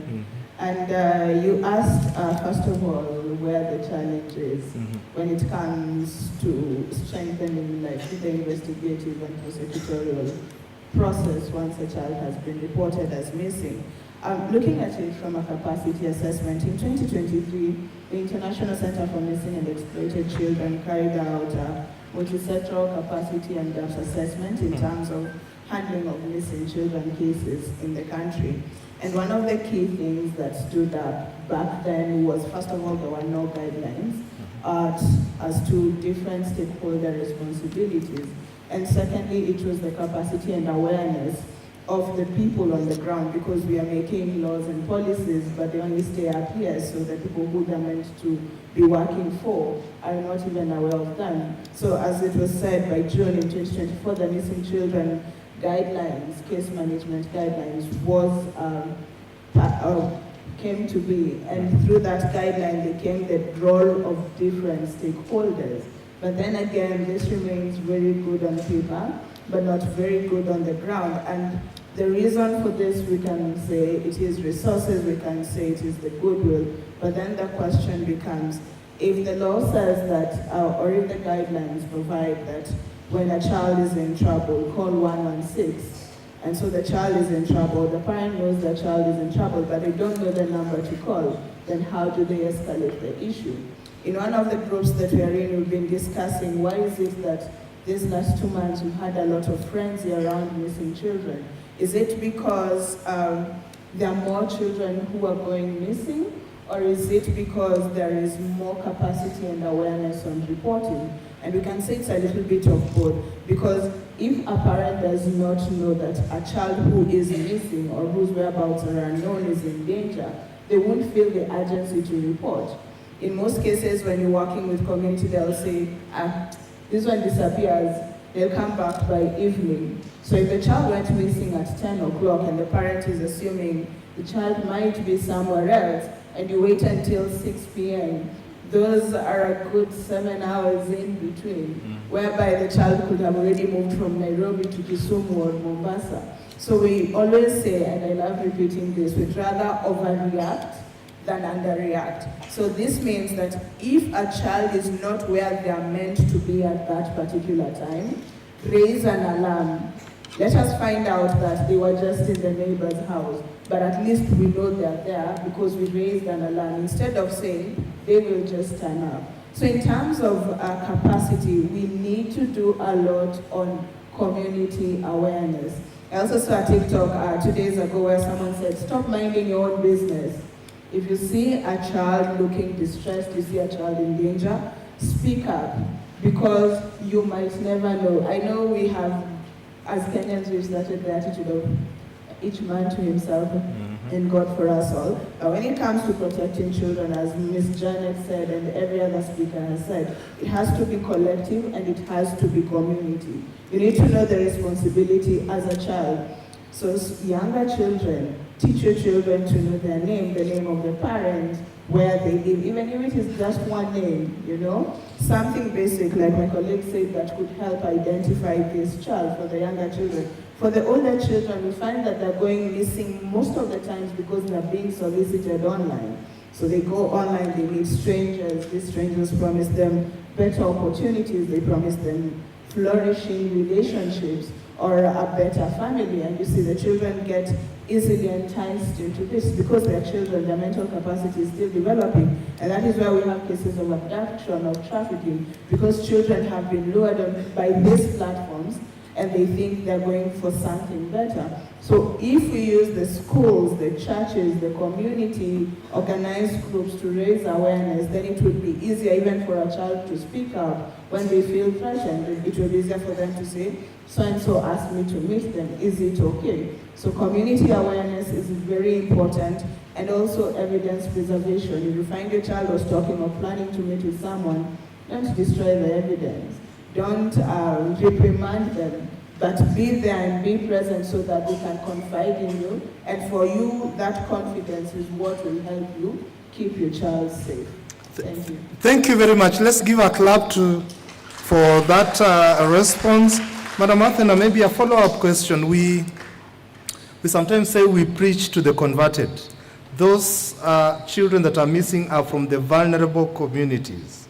They are from the vulnerable population, so to speak, because you have mentioned about being taken advantage of, maybe lack of information or otherwise. What will be your take? How do we strengthen this would-be population that is a target for this missing population? Thank you for that question. And that question brings in the question of push and pull factors. Vulnerable children or vulnerable communities are vulnerable because they are lacking in something, whether it is resources, education, access to information. So how do we protect them? We first have to address the push and pull factors, because I can go to a community where they're suffering from poverty and tell them, if someone promises you opportunities online, please don't take them. They're not real. And maybe this child or this parent believes that this is the only avenue. So they'll ask, should I take the risk of following up this opportunity, which may be Tajiba, or should I just sit here and continue languishing in poverty? Yeah? That becomes a trick question, because the vulnerability makes the message we are giving them not practical. Yeah? So this comes back to the government, to the NGOs, to the CSOs, to strengthen the communities and remove the push and pull factors, so that if you tell them, don't go with a stranger because they gave you 50 shillings, they'll be like, even if I don't go, I know I'll go back home, but I won't sleep hungry. Because the other reasoning is, I'd rather go, I get that 50 shillings. If I get abused, well, at least I'm gonna eat, right? So vulnerability brings in a very delicate question that cannot be answered by more community awareness. You have to remove the vulnerability, then create awareness. Otherwise, it's like telling a hungry person, do not eat, because if you eat, there'll be consequences. How do they distinguish the two, right? That's the question we should ask ourselves. Oh, thank you very much. Let's give a clap for them. Maybe there's something we need to bring this home. The missing child. What next? Because you see, you're talking about sharing, timely research, recovery, and reunification process. Dr. Wilkins, this is where social work practice comes in, and also where that awareness makes the person remain or be brought back to life as it was again. This is a very big challenge. What do we speak to this? Maybe each and every person will speak about this, because after all, we talk about missing children. After they have been found, or after they have been identified or gotten, part of taking them back to where they were. Remember, what they have gone through is also another horrendous experience. So this is the challenge that we take as multiple stakeholders. What do we say? I know each will get an opportunity. Dr. Wilkins? Okay, thank you very much. Yeah, so I like the fact that we are not just talking about missing, missing and found. And actually, she even talked about guidelines. They are about missing and found. Yes. Yes, so when this child is found, I think, like what I said about our training, I believe social workers, if they have been exposed to the right curriculum, then they should be able to address certain issues, including trauma-informed kind of care, resilience building, and other specific ways, like what she said, because there's emphasizing on community social work also. As much as I am in medical social work, we work with community social workers who work with the community directly. So you strengthen the community in which way? You as a social worker who is close to the community. So if we strengthen the communities, this child coming back to that community where they are lost, they got missing, and then now they have come back, they will be able to maybe continue fitting in properly, building resilience so that, I know there's that tricky question you talked about, but building resilience in such a way that, despite these challenges, how best can we go about it? So it will depend on our competencies as professionals and how best to apply them. And then, of course, that inter-collaboration, because in social work, we are blessed because we don't work alone. We work with other professionals in other areas. So that brings about a synergy where we don't know everything. When we go legal, we need a legal person. When we go, so having very good interprofessional collaboration and working together and collaborating with others, networking with others, and understanding even the issues that are affecting, because even in our training, we emphasize on understanding the community, understanding those needs, understanding growth, development, the best interest of the children, the principles, and other areas around child protection. And we have also moved to another level. We emphasize, and you are in academia, you know, we don't just focus on knowledge. Even how we design our curriculum, we expect as students, someone who is a trainee should also develop attitude that helps them to go beyond just the professionalism. So that kind of thing, strengthening our professionals in that manner. But of course, once we are out there, interprofessional collaboration, working with others. And even in our training, you can see we train our social workers together with other professionals so that they understand how far do you go, what is the scope of your work, and what are the possibilities, what are the avenues of either resources, whether human resource or other financial resources, to help these communities, to empower. Actually, even this profession itself, it's about promoting problem solving, enhancing social change, to bring about change within the communities and the country, society at large. Social work is the place to be. Thank you. Let's give a clap even as we listen in to her take, Madam Grace. We are talking about multi-sectoral assessment, we are talking about resilience, building resilience. Beyond that, what should be the way forward? And what can you advise based on that? Well, I think you have answered everything. What I think we have done, and what everyone in this sector is being taught about, is trauma-informed handling of these victims. You find that this child was very traumatized. So I would also encourage that we all lean towards the best interest of the child. When handling that child, remember that that is a traumatized child, so you handle them in the proper way. I'm also happy that the DCS, the ODPP, the NPS all have guidelines on trauma-informed care for these children, handling children in the justice system. So I think it's all about empathy as you handle this child, and also the integration back to the community. Thank you so much. Let's give a clap to Madam Sangi, and then now finally Madam Athena. That still remains the idea, resilience. You are taking back to probably the same environment that made the child go. How do we finalize on that? Because resettlement becomes important and building that resilience. That's very true, and I'll just piggyback again, as Grace said, you're taking them back to the communities. So the criminal justice sector may have done a very good job in providing trauma-informed care. They've taken the child through counseling, but this child has to go back to the community.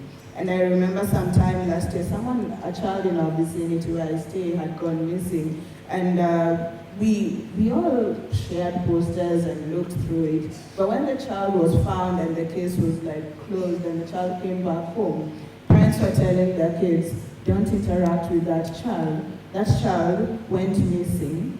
She probably has bad manners.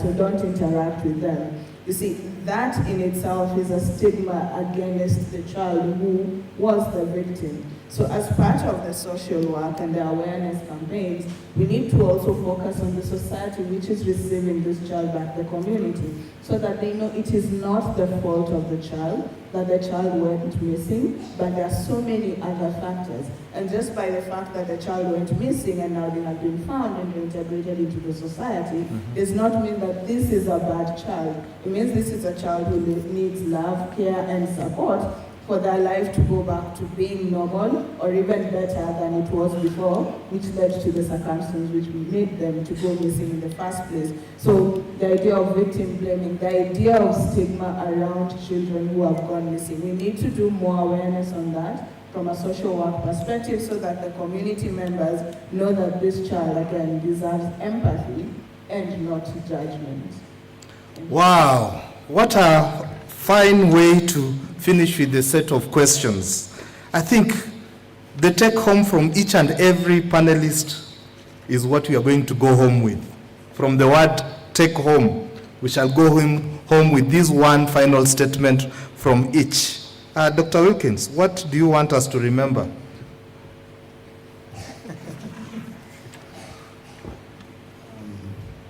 What I would like us to remember, I think, for all of us, I think this was alluded to earlier on, that every one of us has a responsibility, including the child, because sometimes we forget the child and we are just looking at the community, at the government. So all of us have a responsibility in these matters.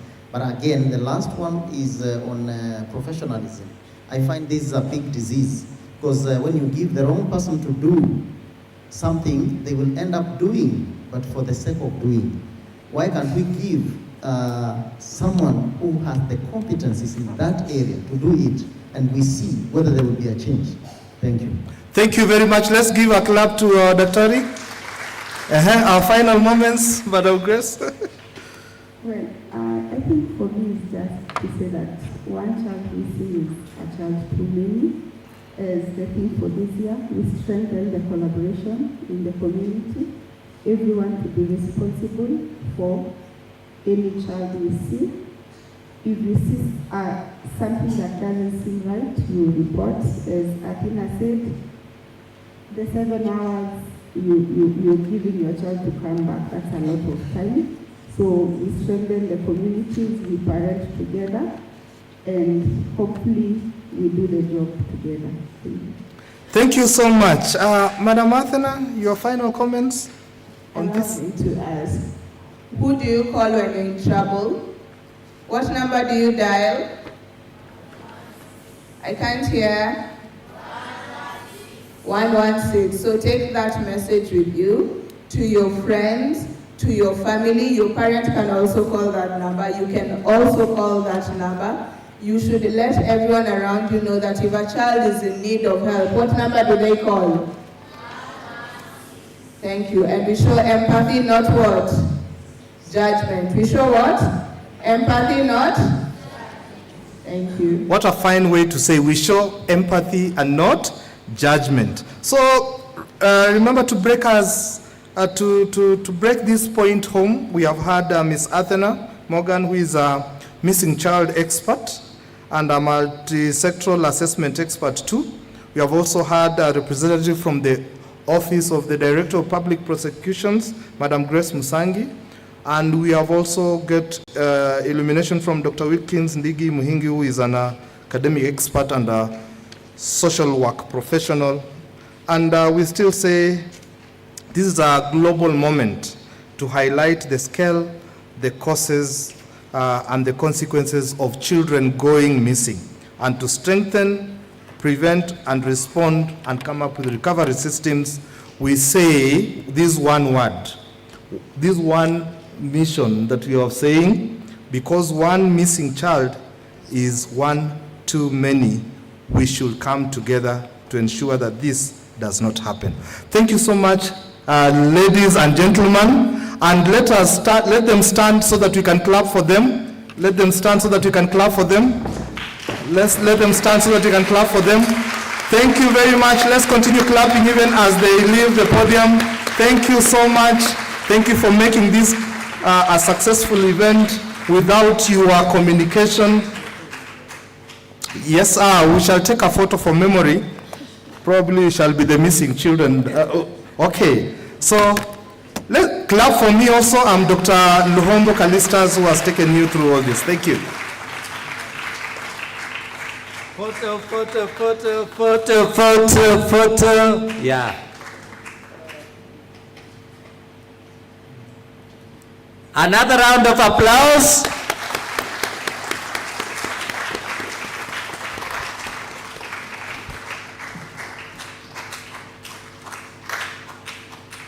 Give us this when done. Oh. Are we okay?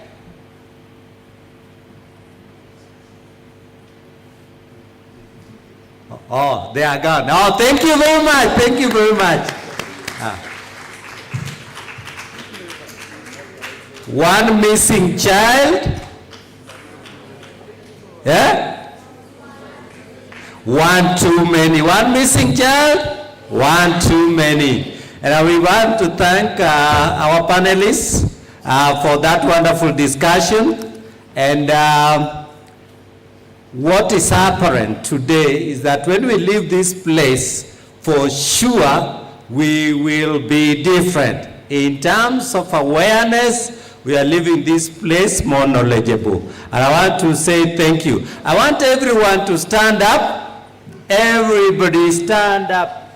Everybody stand up. And my co-presenter, our girl, be ready to also again call some entertainment as we prepare to welcome the Cabinet Secretary maybe in a few minutes later. Okay. Aya, simama hivi akimbo. Huko hivyo. Aya, let's try on the left, left, right. Isn't it? Left, right. And then I'm going to teach you this. It is a thank you. Tutasema, asante sana kwa haya yote mliyosema. Asante. Umeona hiyo? Let's practice left. We start with the left, isn't it? Asante sana kwa haya yote uliyosema. Asante. Again. Asante sana. Faster. Asante sana kwa haya yote uliyosema. Asante. Again. Asante sana kwa haya yote uliyosema. Asante. Thank you very much. My co-host, where are you? We are going to start with one of our wonderful boys. Our boy is going to present our dance, and I want to welcome him even as we prepare to, the co-host prepares to come over to proceed with the program. Where is our boy, the dance? You're the dance king. Where is he? Yes. Yeah, you just come. They are going to put your song. Thank you.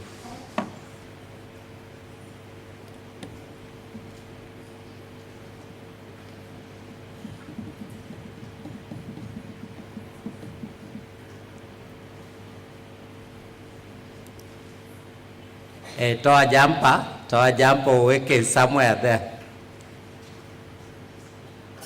Wacha tu hapa kwa table.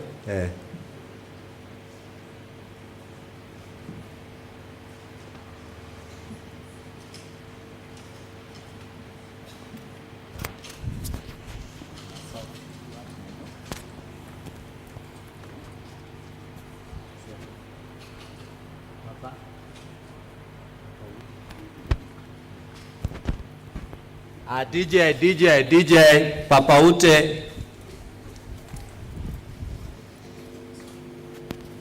Thank you. Just relax and enjoy. And as we are preparing to receive the song, all right, thank you.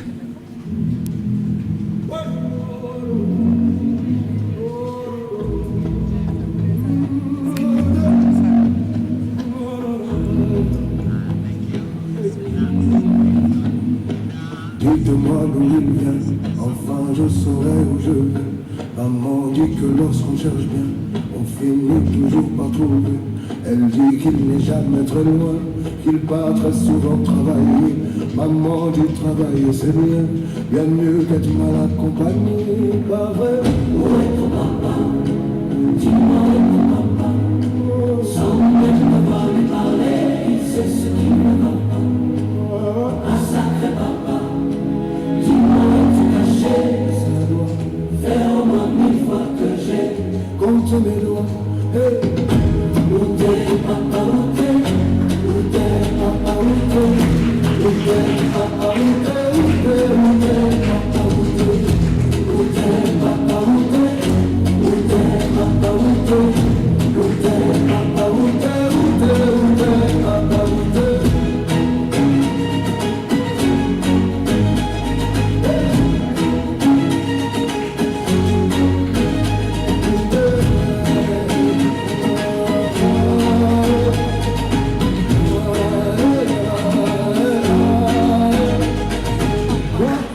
Qu'on y croit ou pas, il y aura bien un jour où on y croira plus. Et le jour où on sera disparu, et le jour où on aura disparu, serons-nous détestables. Wow. No, we have not clapped for him. Another round of applause. Thank you very much. Thank you very much.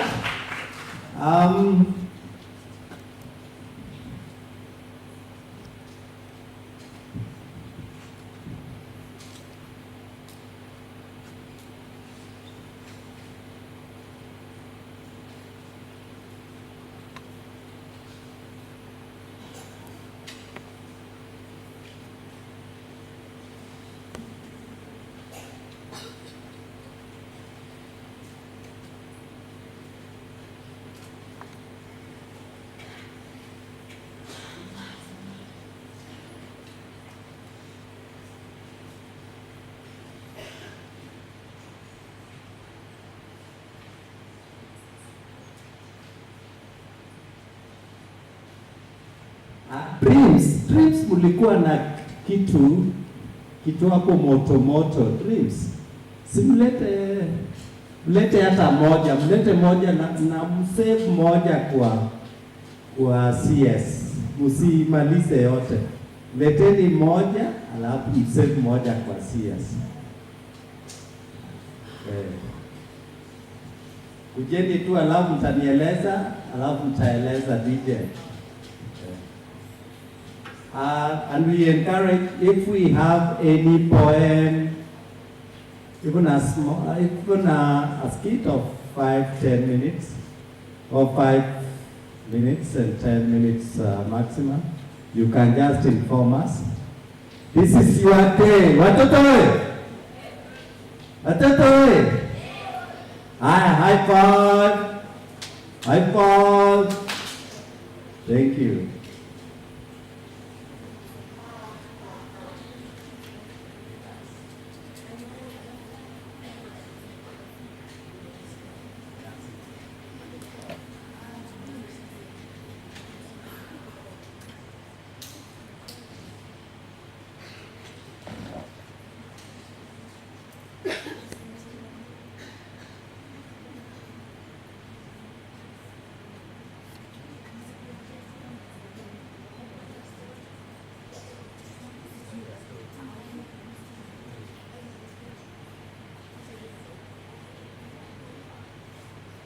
DJ Papa Ute wamesema hiyo ilikuwa sawa kabisa. They want to reinforce also our boy. Thank you. Karibu.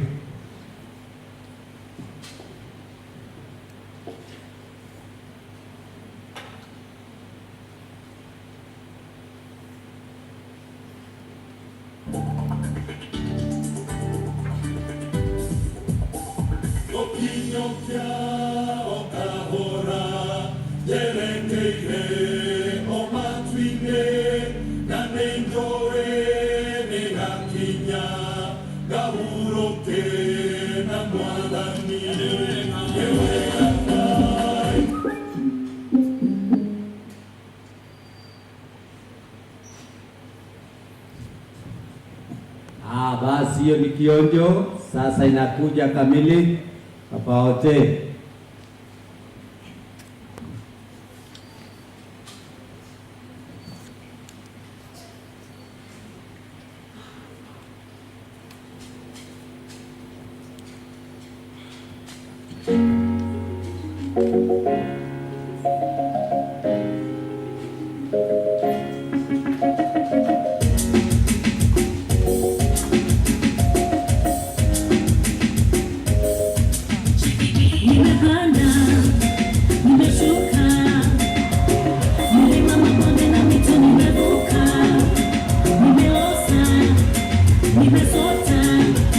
Nimekosa mpaka nimekopa, nimeamini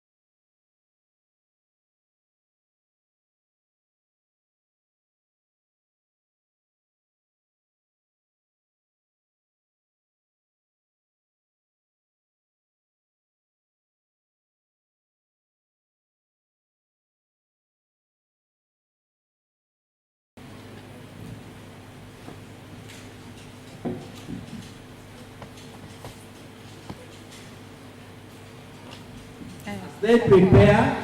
You remember the photos of the missing children. We request that they be placed here so that when the guests will be coming, they can get to see what the message we are communicating. So you can just bring them here as the DJ is looking for them. Just come out.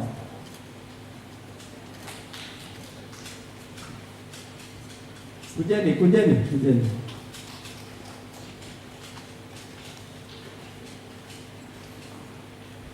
DJ umepata?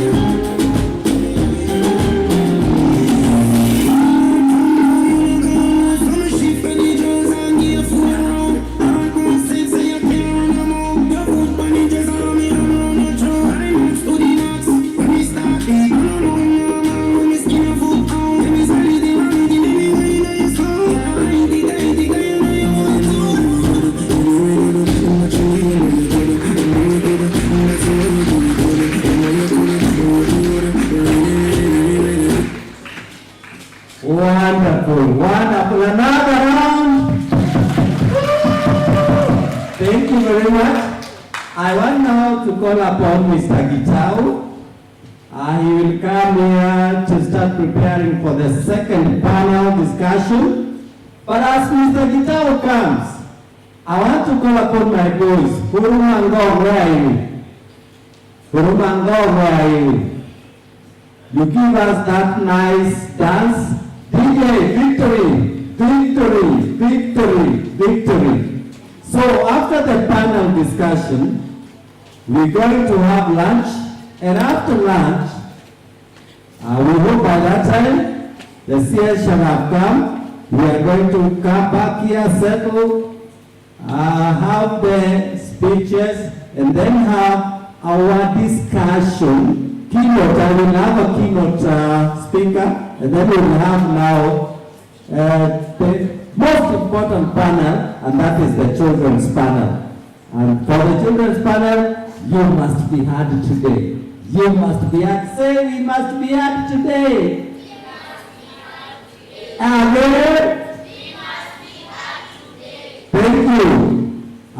DJ, victory, victory, victory. Where is the chat? In the chat. You've got for chat. Oh, chat is here. Nifungulie chat. So after this, mimi, so I'm the one calling. Yeah, this one. Yeah, just here. Kulikuwa na nani. More music at nowflavor.com.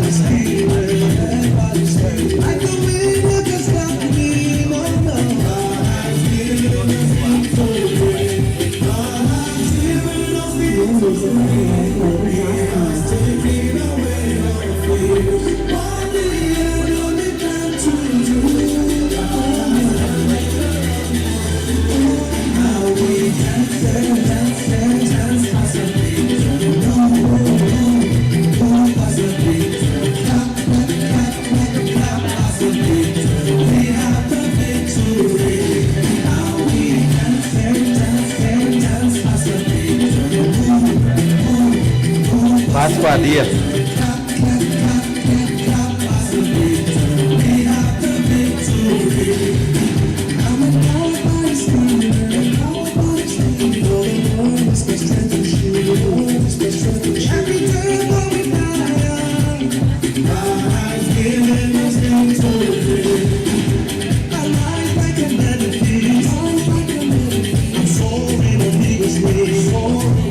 There are no limitations.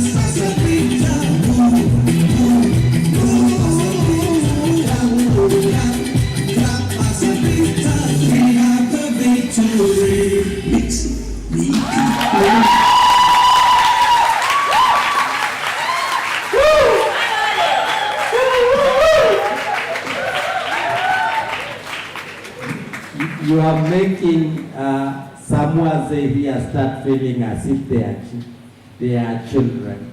Okay, I'm not going to mention them because they are always afraid when tribals are mentioned. So wazee hi. Watoto wamekuwa wazee. Wazee hi. Wakina mama oye. Watoto hi. High five. Thank you. Madam Claire Samoka, can you consult with me next to the podium, please? Claire, please. Thank you very much. Now I want to invite Mr. Gitao officially, and we are going to have our second panel discussion. And be key, because here we are going to talk about parenting and those other practices. And how generally even you as a child can know what are the roles and the responsibilities ya wazazi. Karibu sana Bwana Gitao.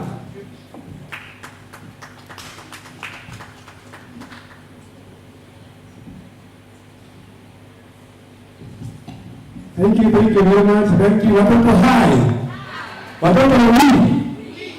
No, nikisema wi mnasema wa. Nikisema wa mnasema wi. Watoto wi. Watoto wa. Thank you. Let's clap for all of us.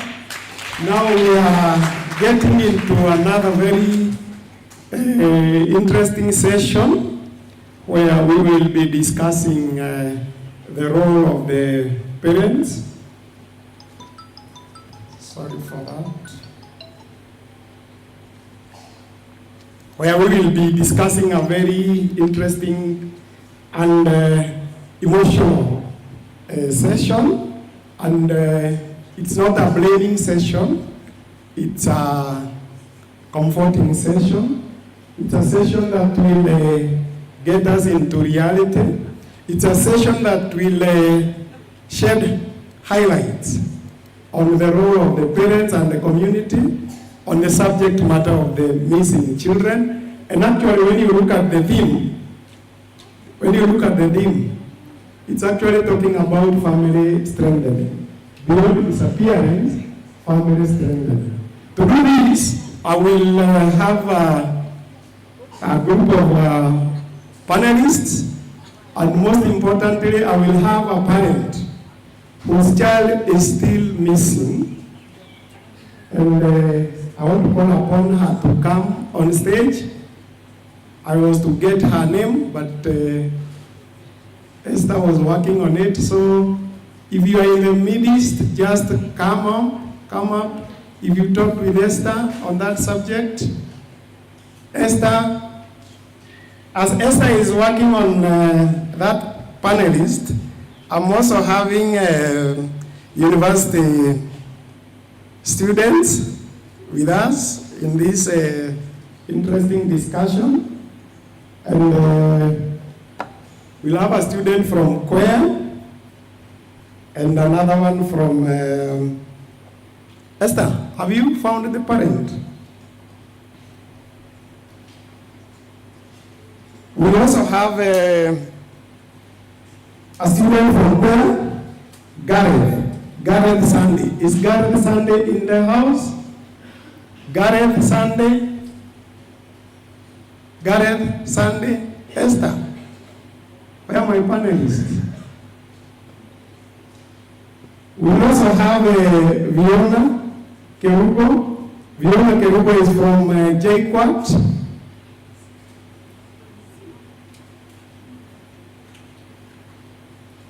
Is Viona around?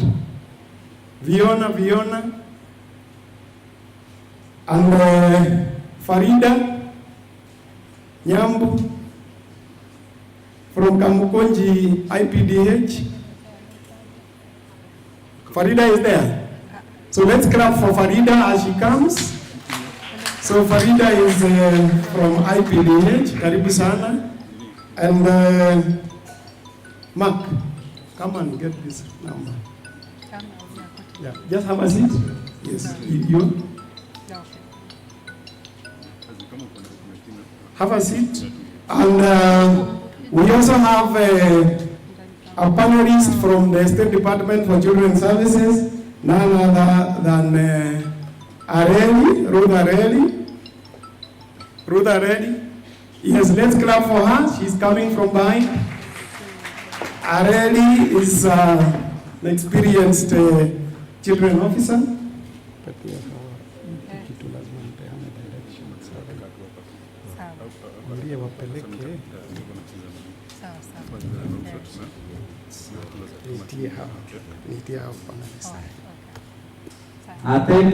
Thank you, Madam Areli. Thank you.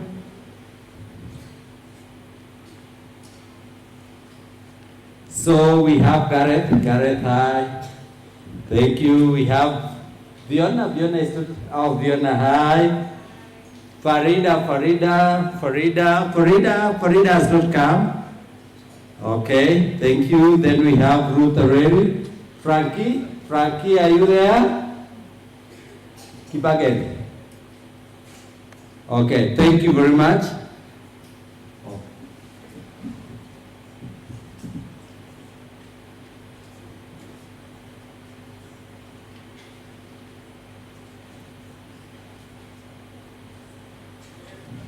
And we have also Tarus, this panel is going today to discuss parenting and family care as the first line of prevention. And before they even start, or we start the discussion, we want you to imagine. We just want you to start imagining, then what are the roles and responsibilities of caregivers? The roles and responsibilities of caregivers. And you have them at home. And later on, we want you actually to engage them. Even as we discuss, later on ask them a few questions. And caregivers, you are here, and the children are also here, so you'll be able to engage with this group accordingly. So thank you, Mr. Kitao was just engaged a little, but he has come back and is going to proceed from there. Thank you very much. Thank you, sorry for that. It was an emergency. It was about a child, and I couldn't avoid it. Thanks, Mark, for holding brief for me. So let's clap for my panelists. Wapigie makofi mazuri. And I will want them to introduce themselves very fast, because when I was bringing them on stage, they were not together. So we will start from my lady at the right. All protocols observed. Good afternoon. My name is Odangi Bayola Kerubo, a student at JQuat. I'm very happy to be here today. So let's clap for Kerubo from all the way from JQuat, beating the jump from the road and making it here. So asante sana, Madam Kerubo, for that. All protocol observed. My name is Gareth Sunday. I'm a postgraduate student at the Catholic University, and I'm happy to be here. Thank you. Thank you so much, Gareth. I think in terms of the panelist, he's the host, because he comes from this institution. Thank you, Gareth. Okay, God is good. All the time? All the time. My name is Tarus Kiliskeliet. I'm from Kangwara. Mimi ni ule mtoto wangu alipotea. Ndio nimekuja hapa hivi. At least kama kutakuwa na maswali au majibu. So let's give a good clap and a hearty clap for him. Thank you, asante sana for agreeing to come and share with us. Asante sana. Hello, good afternoon.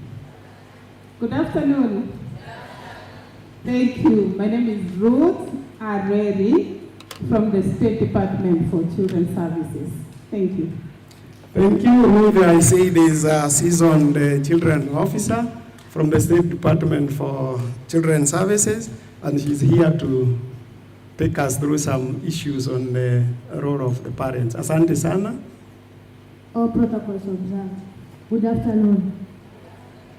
My name is Anita Ben Maina, a counseling psychologist from Jinsiango, Kenya, and a parent and also an intersex person. Thank you very much for that. Now, my audience, I'm very excited to moderate this session. Actually, this is the session where I can say is where the rubber meets the road. And this is an area where we are not blaming, we are not... Okay, thank you. I'm being also told to invite Father Francis. Father Francis? Where is Father Francis from where? I think he will join us. So this session is not fault finding. This is not blaming. It's actually for us to act collectively, because we know it's a responsibility of the parents to take care of the children and the wider community at large. So I want the panelists to relax and the audience to have an interaction with my panelists on the topics. To start us off, thank you, karibu sana. Tumpigie Father makofi mazuri. Asante sana. To start us off, I want to go straight to Tarus so that we set the pace. We know we are talking about missing children, and this day being an international day for missing and found children. We know that we commemorate those who are missing and we celebrate those who have been found, isn't it? And I want to give this chance to Mr. Tarus, who is a parent and whose child up to now is still missing. And I want him to give us a very brief intro and basically share the experience. You know, sometimes these things, when they are said, if they haven't happened to you, you may not feel, isn't it? You may not feel the pinch, and you may not have that experience. It's like something I read somewhere about a dance of a mad person. It is only sweet to the person who is not a relative of that person, isn't it? So I want Mr. Tarus to give us a brief account of what happened and where we are in terms of his missing child. Karibu sana, Mr. Tarus. Okay, thank you. Once more, good is good. On the time. Kwa majina mimi naitwa Tarus Phyllis Briet. Mimi kwanza natoka nyumbani Mount Elgon, ya Bungoma County. Nakaa pale Kawangware. Nimekaa hapo Kawangware kwa muda miaka kama 6-7 hivi. Na nimejaliwa na watoto wawili. Nimejaliwa na mtoto msichana, huyo ndio mkubwa. Nimejaliwa na mtoto kijana ambaye anaitwa Pastor Kipotini, Sikilie. Wengi wanashangaa Sikilie ni kina gani? Kama wewe ni mtaleo utaelewa Sikilie tunamaanisha punda. Na wakati nilijaliwa hao watoto, nimeng'ang'ana na hao watoto sana. Nimekuwa nikifight sana hali ya kutafuta, sababu mimi na mimi mtu wa kutafuta. Mtoto wangu Caston Kipoti alipotea tarehe 20 mwezi wa 3 huu mwaka. Ilikuwa ni holiday ya Waislamu. Huyo mtoto alipotea, alikuwa nimeenda kazi. Mama yake alimpigia simu akaniambia kuna mali mama alikuwa anafanya, akaniambia mama hiyo mikrofoni unashare. Nilienda kumsaidia mzee mali alikuwa anafanya kazi. Hiyo la pili lingine kwa microphone gani? Ilikuwa ni maisha ya kwanza. Wakati nilifika kule napata madhe kweli mgonjwa analia, na huku tulikuwa tunaacha watoto nyumbani, mtoto mkubwa na mdogo. Nilipata kuhudumia ndugu wangu, nikapeleka hospitali. Wakati nilipeleka hospitali walihudumia, ilikuwa ni saa 9, tukahudumia mpaka kitu saa 11 ikielekea saa 12. Alipomaliziwa kutoka hapo ndio tukaenda kwa nyumba. Sasa ilikuwa kitu inaelekea saa 1. Nikamwambia wife, fanya hivi, wewe mwili yako ni kama iko na shida kidogo, tutapanda tuache nitembee. Wife alifika kwa nyumba akapata kutoka na kutoka kidogo. Mimi naye nikafika, kwa sababu mimi kidogo niko na dawa ya Kipchoge na Faith, mimi mtu nakuja kidogo. So nilipata kufika kama nikapata mama ashua anatafuta mtoto. Nikajua hiyo baby kwa majirani hapo. Wakati nilipita kuona ni kama inaendelea, na hiyo wakati mvua ilianza kunyesha sana. Nilipata kutafuta huyo mtoto, nikaona kama inaendelea kuwa ngumu zaidi. Ilibidi nikakimbia kwa police post inaitwa Katina police station na police post. Nikaripoti, na hata ilikuwa inanyesha hiyo usiku.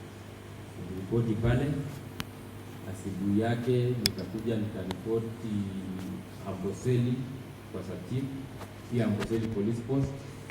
Nilienda Kawangware police station, nikakuja nikaenda Kangeni police station, nikakuja nikaenda Kabete police station. Nilizunguka Kawangware mzima, nikaongea na masatibu karibu wote Kawangware, nikaongea na machema wenye wanasimamia watoto Kawangware. Nilipata hata kuwa kujaliwa kufika Citizen kule Yaya. Nimeenda Citizen mara 2. Nilijaliwa tena nikaenda Radio Jambo nimeenda mara 2, hali ya kutaka kusaidika nipate mtoto. Nimesunguka haya yote police station, lakini sijapata kuhudumiwa. Na kulingana na venye nisunguka, nilienda pale Mugangari police station. Wakati nilipeleka pale nikaandikiwa OB. Kuandikiwa OB, nikaambiwa wacha wakati wanaandika OB kuna report, alafu wanaweka kuna mahali wanaandika kwa report, wanaweka kwa kuna sisi kwa wanaweka inaenda over police station zote Kenya nzima. Nimeng'ang'ana na huyo mtoto kumtafuta, lakini mpaka sasa hivi sijampata. Na kuna mahali tulishinda kidogo na ama kuelewa, sababu nimekanyaga kwa police station kadhaa kwa mara kama si moja, si mbili, na si tatu, na si nne. Ukifika pale unaambiwa okay, ulipost maneno ya mtoto iko all over, so wewe subiri. So nimekuwa nikisubiri, unasubiri kama msasa, baada siku moja mbili unarudi tena. So it's like inafika mahali kama inataka kuwa na shida.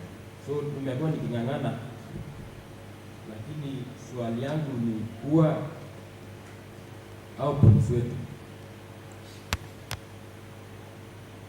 hawajapata kufika kwangu mahali mtoto alipotea, na kuwa mtoto wangu ndio hana simu. Waliniambia mtoto hakuna venye unaweza trace wapate juana simu. Nikasema ni sawa, lakini sasa mtoto atapotea hivyo, nitangoja tu hivyo mpaka lini? So nilikuwa naambia kama mnaweza nikubalia niende niongee na PCI ni sawa. Wakaniambia unaweza kuruhusu uende uongee na PCI. Wakati nilifika kwa PCI kule, pia PCI uko na sheria zao.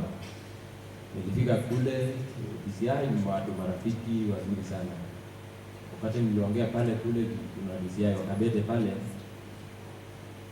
wakaniambia tungekuhudumia ndio, lakini sasa shida ni hatujapata ripoti kutoka kwa police station. So hiyo kitu ndio nilifikiria itakuwa aje, lazima niandikiwe ripoti ndio nihudumiwe, niandikiwe ripoti kutoka kwa police station iende kwa DCI, na huku niko naumia kama mzazi ambaye nimeanza tu kuanza maisha inanichapa huku.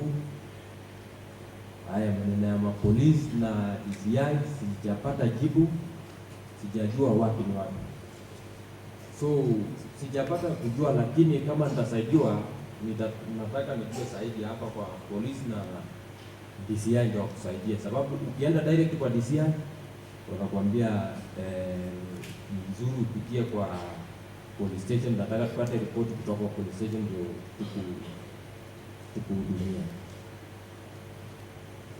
Hapo ndio nilishinda zaidi. Na upande wa polisi pia, wakati mimi nimekuja kwa station yako mara kadhaa, naenda pale, naenda kule, naenda pale, ni vizuri pia ije kwa fikira zetu kama mapolisi, fikira za mapolisi kuwa huyu mtu amekuja zaidi. Si ni vizuri pia tumtembelea hata kwa nyumba yake. Unajua at least hivi ndio tuna promote sometime hii maneno. Mwezi hata ndio wanapigwa, sababu hakuna polisi amefika hapo hata aongee, atoe tisho, hata hakuna jambo ilifanyika. Nimekuwa niking'ang'ana, nimefight nikifyangu tu. So swali tu ni hapo kwa polisi na DCI hapo kuna kitu sijaelewa hapo zaidi, lakini kama ndasaidiwa nielewe ndio tupate kusaidika na watoto wetu ambao huwa wanapotea, sababu huenda kuna wenzangu hapa pia wameenda mahali lakini wanaandika tu, unarudi hapo kwa kumbuja, unarudi kwa kumbuja, wanawaambia hapa sisi tunasapata hapa Kenya, police station zote za Kenya wakipata, sababu I'm very sure ni kama polisi kazi yao ni kungoje maybe warejewe, unaona. So ni vizuri tujue hapo kukaje. Asante. Thank you very much. So let's appreciate him with a big clap. You will agree with me, my audience, that 4 key issues have come up, isn't it? The issue number 1 that he has brought up is that the emotional stress that the parents of the missing children go through. Do you agree with me? He has raised that emotional stress. Again, he has raised a very important point about the parenting stresses, because parents are going through a lot of socio-economic stress. You see, he has told us that he has to work, he has to take care of the children, and when he came, he found the report that was there. So one thing that he is cementing for us is that as a parent, we have the responsibility of taking care of the children, and he is also acknowledging, and we must also acknowledge that we also undergo a lot of socioeconomic pressures as parents. The other thing that has come out from his narration is the challenges in terms of reporting. So he has told us how he has gone about reporting from one police station to another, and that is also causing him a lot of emotional stress. That's why I want us to appreciate him again with one clap. Ile ya Karoheni. No. Ile ya Karoheni. Karoheni inaendanga pa. So 1, 2, 3, Karoheni. Thank you very much. We are here because of the missing children, and we want to give a message of hope, isn't it? We want to give him a message of hope, and that we have children who have been lost and have been found. Actually, we had invited a parent whose child has been found but is not here, so that we are able to have a balanced view. Now, to take us further into the discussion, we will now get to hear from a student's perspective, and the question will go to Mr. Gareth Sandy from CUEA University, and I want him to tell us, as a university student, what safety concerns do young people face today, and what can be done in order to strengthen families and communities in this subject matter. So that question goes to Gareth, so let's appreciate Gareth with one clap. And he's taking over from that experience of a child who is still missing. Karibu Gareth. Thank you very much. I think to start, I think as a student, a major concern that as adults and youth we are facing is the growing up between visibility and protection. Because a child wants to be seen and a child wants to be protected. So in the recent society of right now, there's a growing gap between that. So I think, especially here in Kenya with the recent cases of missing children, I think we can see the way the community vigilance gap has increased because the community is not too interested in the neighbor. The community is not interested in a child walking by. We also have gaps in protection systems. As you have heard from what my partner has said here, we have a gap in the protection systems. The police will not come to where you are.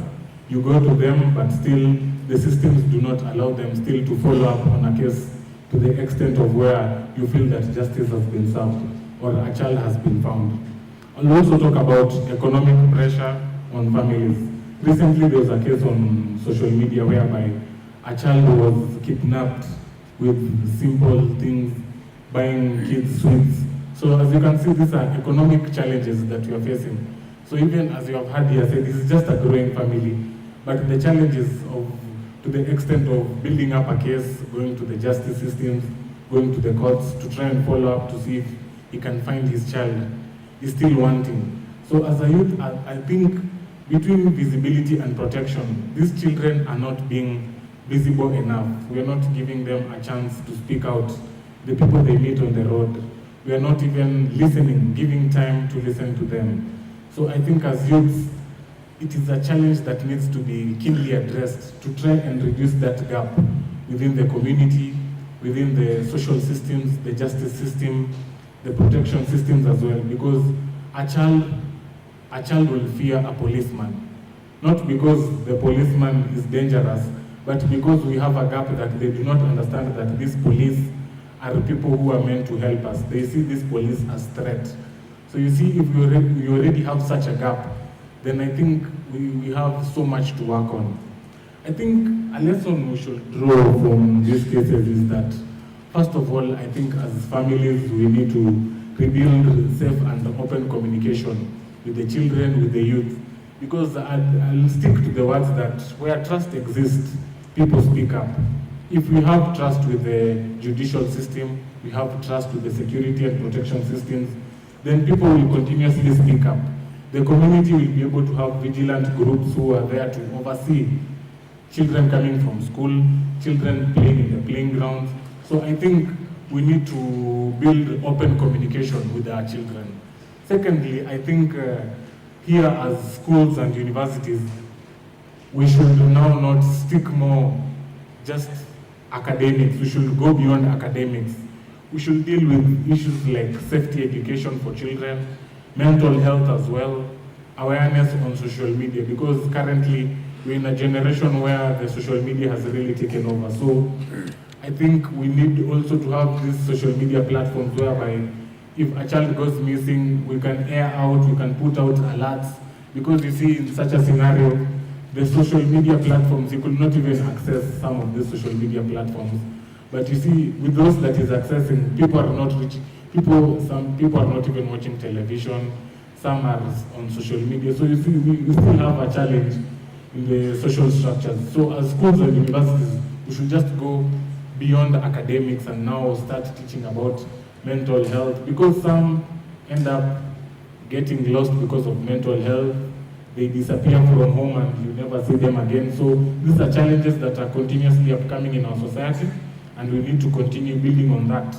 Thirdly, as I finish, I think communities as well must reclaim their collective responsibility.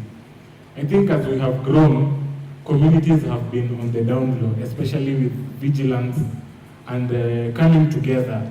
There was ujamaa previously. But right now, as you can see, people live together, but you get people do not know their neighbors, people do not know the neighbors' children, people do not know the children they go to school with.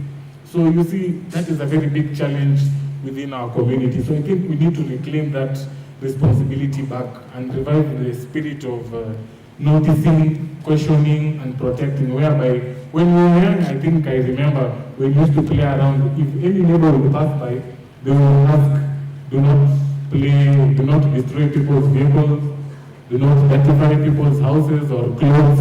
So that collective responsibility of noticing things, questioning. If you see things are going wrong, you question, you ask, you try and protect. Because you see, if we had such structures, then these incidences of missing children will go down, because every neighbor is taking care of the child of the other.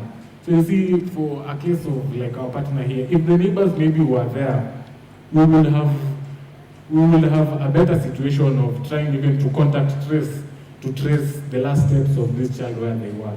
So I think it's a clarion call that as students and adults, that children should not just be visible, but truly safe.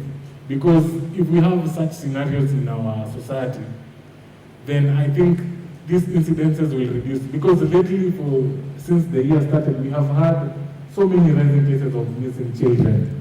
So we need to make sure that all the children are visible. In schools, we need to create structures whereby we have names of guardians, we have people watching around where these children are playing, who is watching around, who is noticing, who is questioning. Then I think if we have such structures, then I think our society will get better. Thank you very much. Thank you very much. Let's appreciate Gareth for that. Gareth has pointed out the role of the universities, and he has raised a very pertinent issue of the communication gap, isn't it? He has raised a communication gap between the parents and the young people. And most importantly, he has also said that the universities should not only concentrate on academia, but on social skills to be able to assist the children. But now, to cement what he has said, we want to hear from a young person's perspective on why children disconnect, or why young persons disconnect from the parents and they get lost, and what, in her view, could be done to bridge that gap between the young people and the parents. To do that is none other than Viona. Viona, I say she is from all the way from JKUAT, and karibu sana Viona. Hello. Answer with energy. Hello. Hello. My name is Viona, and I'm going to talk about why young people disconnect from home, school, and communities, and what should adults and institutions do early in order to prevent children from going missing. First of all, we are going to learn how is this disconnection bringing about the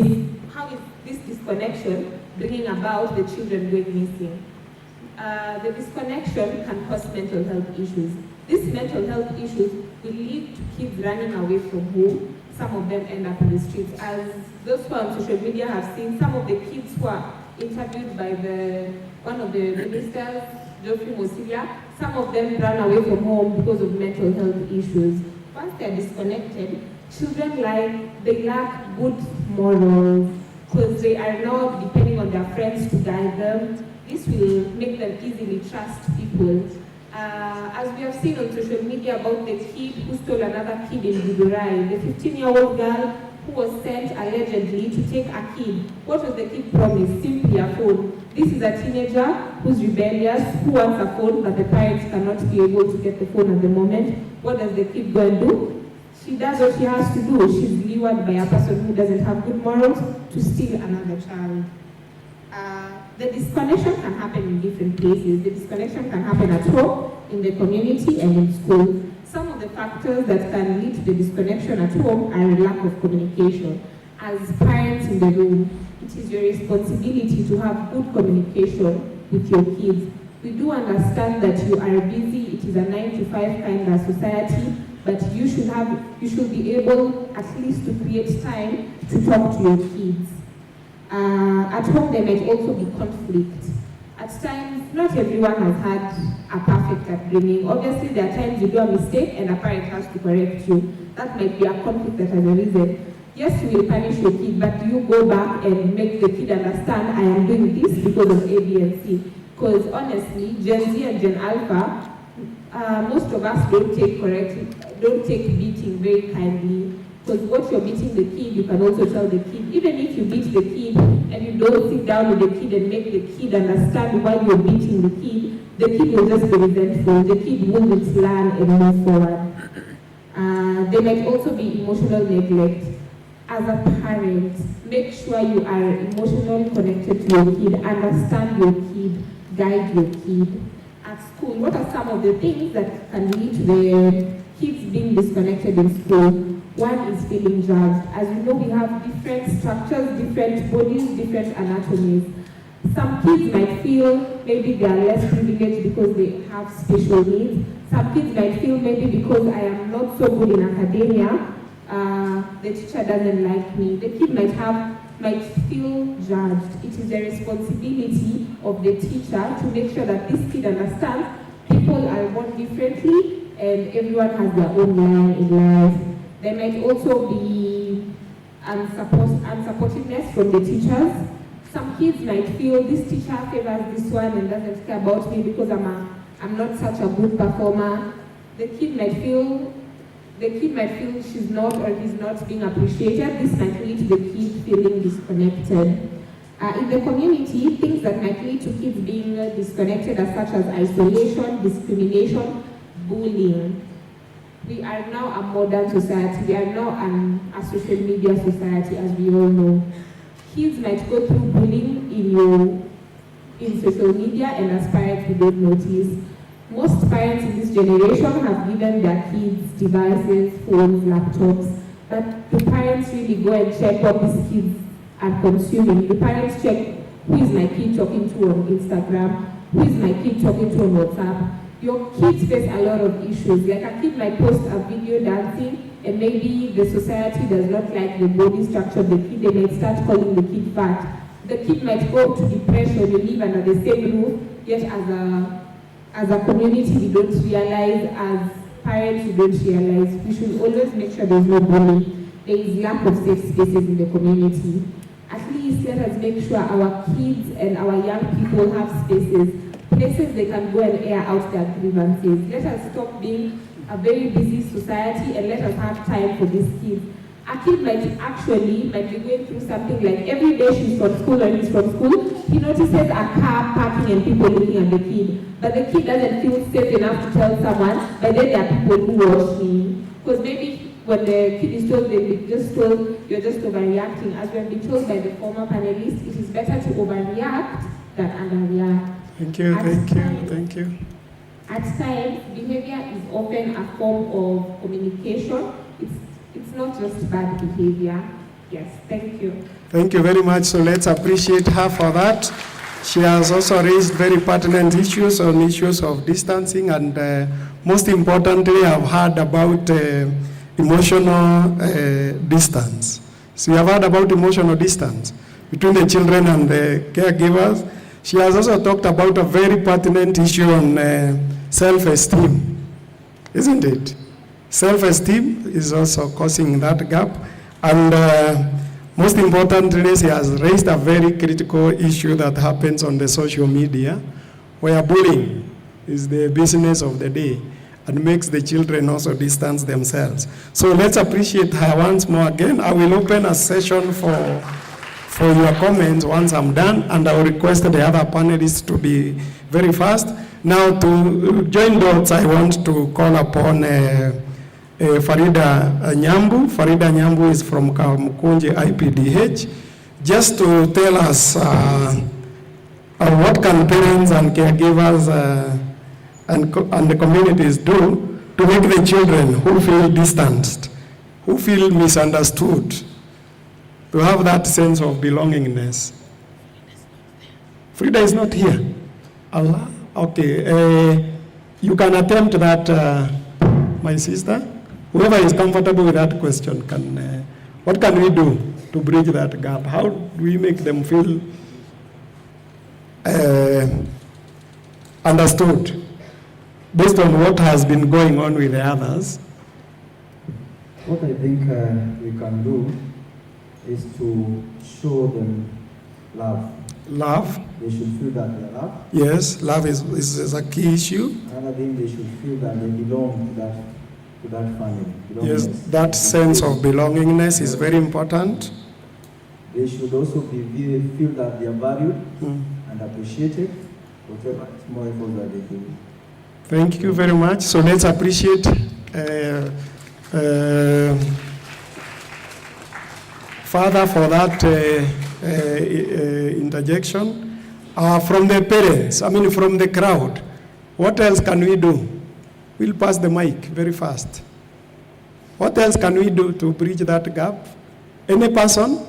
Before I move to my next panelist?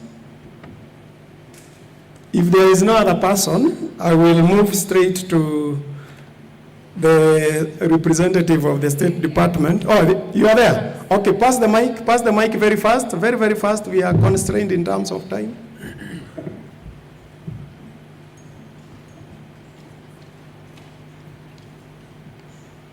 Very, very fast, and be brief so that we are all together. Thank you so much. My name is a parent at Total International. And one of the things I would say is children need to feel that once they've been affected, they need to be, we need to see justice done.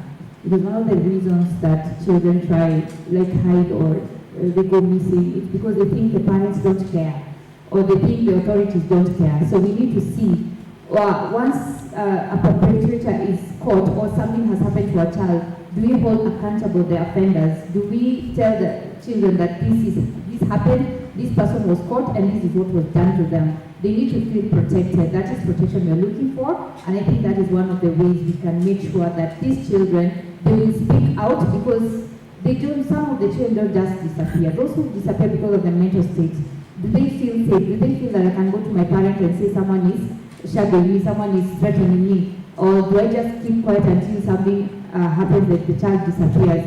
Or maybe the child feels the parents, even if I tell them, nothing will be done. So we need to hold the perpetrators accountable. Thank you very much. Let's appreciate her for that comment. And now, we all now know that that responsibility of family strengthening lies with the State Department for Children's Services from the Executive Order number 1 of 2025. And to put that into perspective, I want to ask Madam Ruth, how is the State Department? Oh, there's another person. Okay, let's hear first. My name is Grace Erongo, and I work with Challenges Africa. And to join the gap, to bridge that gap, yes, we need present parents. Santi, present parenting. We need to be very present and also walk the journey with our kids. We find in some cases that mtoto amedhulumiwa or something has happened, you just delegate the task to this one will help you. Walk that journey with that child. Let her feel that you feel whatever she's feeling. If she has been bullied, walk that journey until that child is very okay, that she can also respond to it positively, rather than delegating the task to somebody else and being absent. So let's be part. Thank you very much. From her, what I'm getting is that we need malezi bora, isn't it? Sio bora malezi, isn't it? At least she has talked about absent parents. So I think I had posed the question for Madam Ruth. In the interest of time, we know that responsibility of family strengthening lies with the State Department, and what are the efforts that the State Department is doing so that we are able to join the dots from the missing child to the perspective of the student community, from the perspective of the young person, and how the gap can be bridged. So now let's get to hear how the State Department for Children's Services is responding to the issue. Thank you very much for that very important question. And from the position of the State Department for Children's Services, I want to appreciate what has come out from my fellow panelists, because this is exactly what we need to look at as different actors in the family and in the community. And in terms of family strengthening, I want to appreciate that we have very solid legal framework that recognizes the important role family plays in child development and upbringing and ensuring the safety of the children within the families and communities. And just starting even from the Universal Declaration of Human Rights of 1948, Article 23, and what is mostly known to us, the UNCRC, United Nations Convention on the Rights of the Child, Article 5, they emphasize this very important role of families and communities. And in our Constitution, Article 45 recognizes the family as the natural and fundamental unit of society and the necessary basis of social order. And this article is most importantly actualized within the Children Act, but also on the Family Promotion and Protection Policy that addresses 10 thematic areas, one of which is positive parenting. And looking at the role families play in making sure that our children grow up in a safe, loving, and nurturing environment, we look at the important roles played by each member of that family, starting from the parents, to the children themselves, the siblings, the communities around, without overemphasizing what has been stated here. It is important for us, even on this International Day for Missing Children, to highlight that all of us have responsibilities. Now, as parents, it has been highlighted what ought to happen in terms of ensuring all our children are safe, and we create an environment where they feel safe and protected within our families. And this, within the positive parenting program that we run as a State Department, I can single out 14 main objectives which we focus on, and one of that is family relationships. That definitely has been highlighted, and how positive family relationships support child development and child safety, and building strong and secure attachments between the parents and the children themselves, among the siblings, ensures that every child enjoys being in that family. And when they feel that something is affecting their emotional health, or they are not feeling safe, something is a threat, then because of the secure attachments so established, they can share and they can be assisted very, very, very fast before children make decisions to leave families. Within the positive parenting, we highlight how we care for ourselves, even as parents, how we care for ourselves as children, as adults, as young adults, and so that all of us, even when the threat is coming from outside, we are all aware of how we care for ourselves. And I want to highlight the recent happenings of children getting lost from schools. You must have seen a clip going around in one of the Nairobi estates where children are lured by strangers, and sometimes they get into their vehicles and disappear and they get lost. So making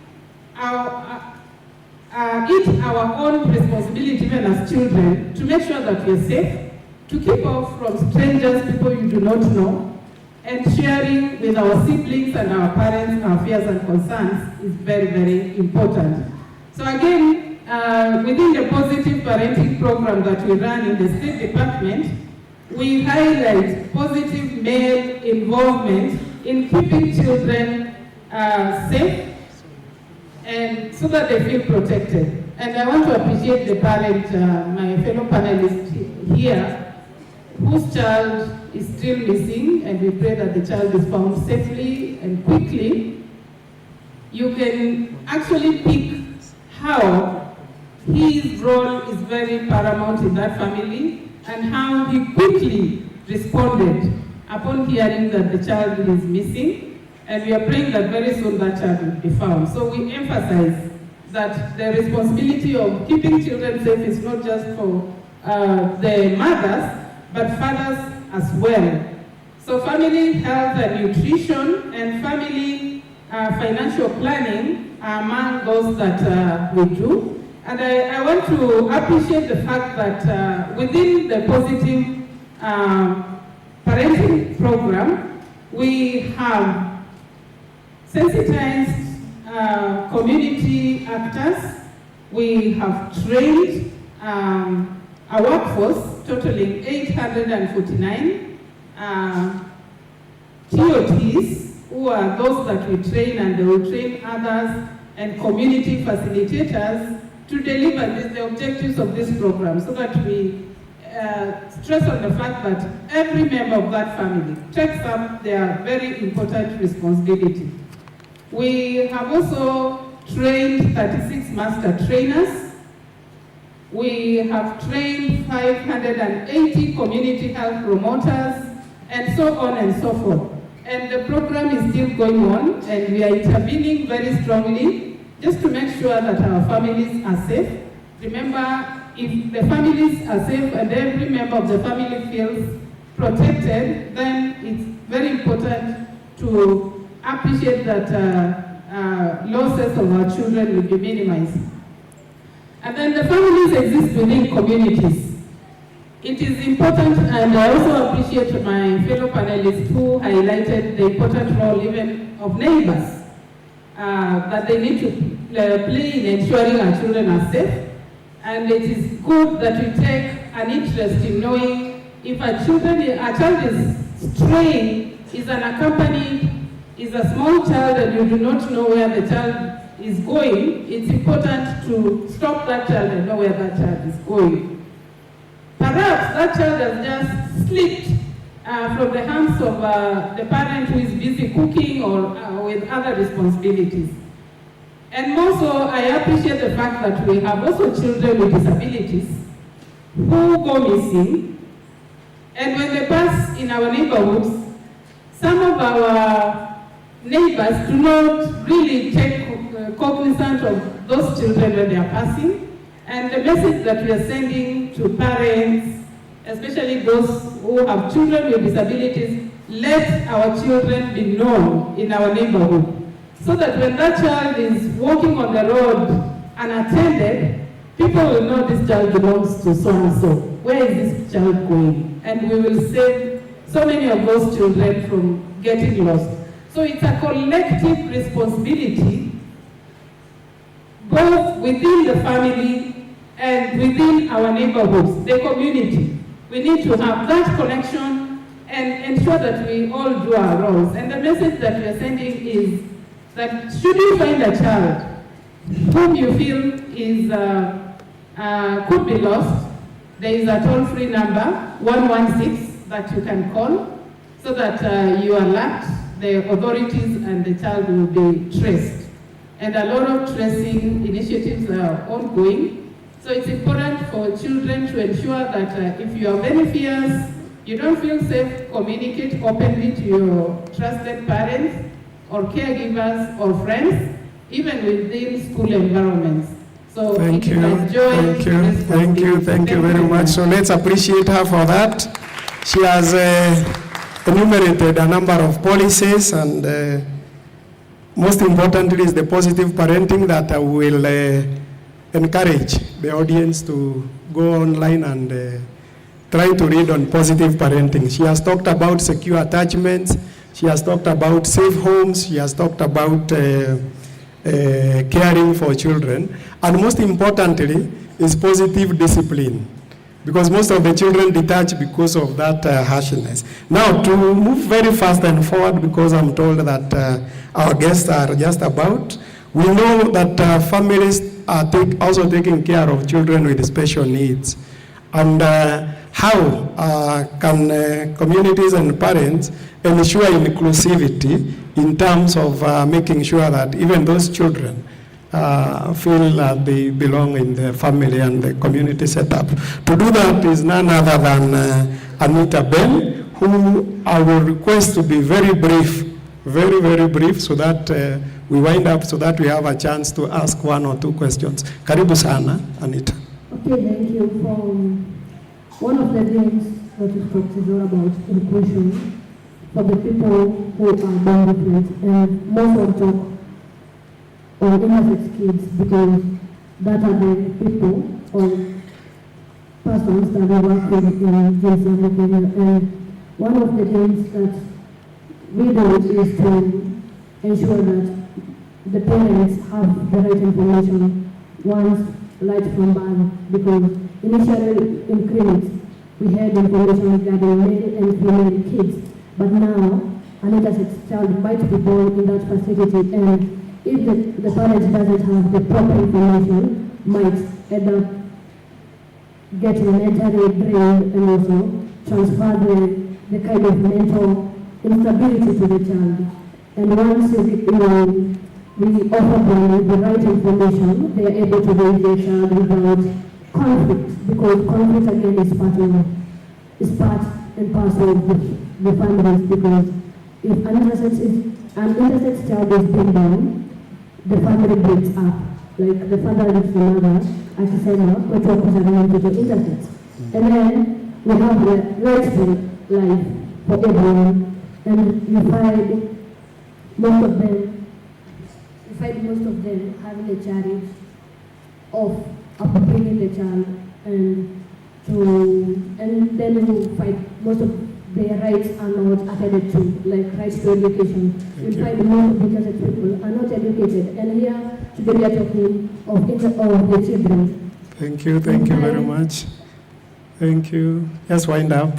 Okay, and if we have the right information regarding the child, it's to mean that they are not going to miss education, they are not going to miss health, and also be locked up. And once they get the freedom, they run away, because they've been living in their own world. And again, they get to a point whereby they're able to access the larger community. Okay, thank you. Thank you very much. Let's appreciate Anita for bringing that into perspective. We know that many parents have discriminate children who are abled differently. Actually, I will call them abled differently. And she has cautioned us about inclusive parenting. Now, to wind up and to cement the topic, we know we have children on the streets. And Father Francis has some experience on dealing with the children on the streets. And I want him to tell us from his experience what warning signs do families and communities often miss, and what can be done earlier to prevent children from ending up on the streets or going missing.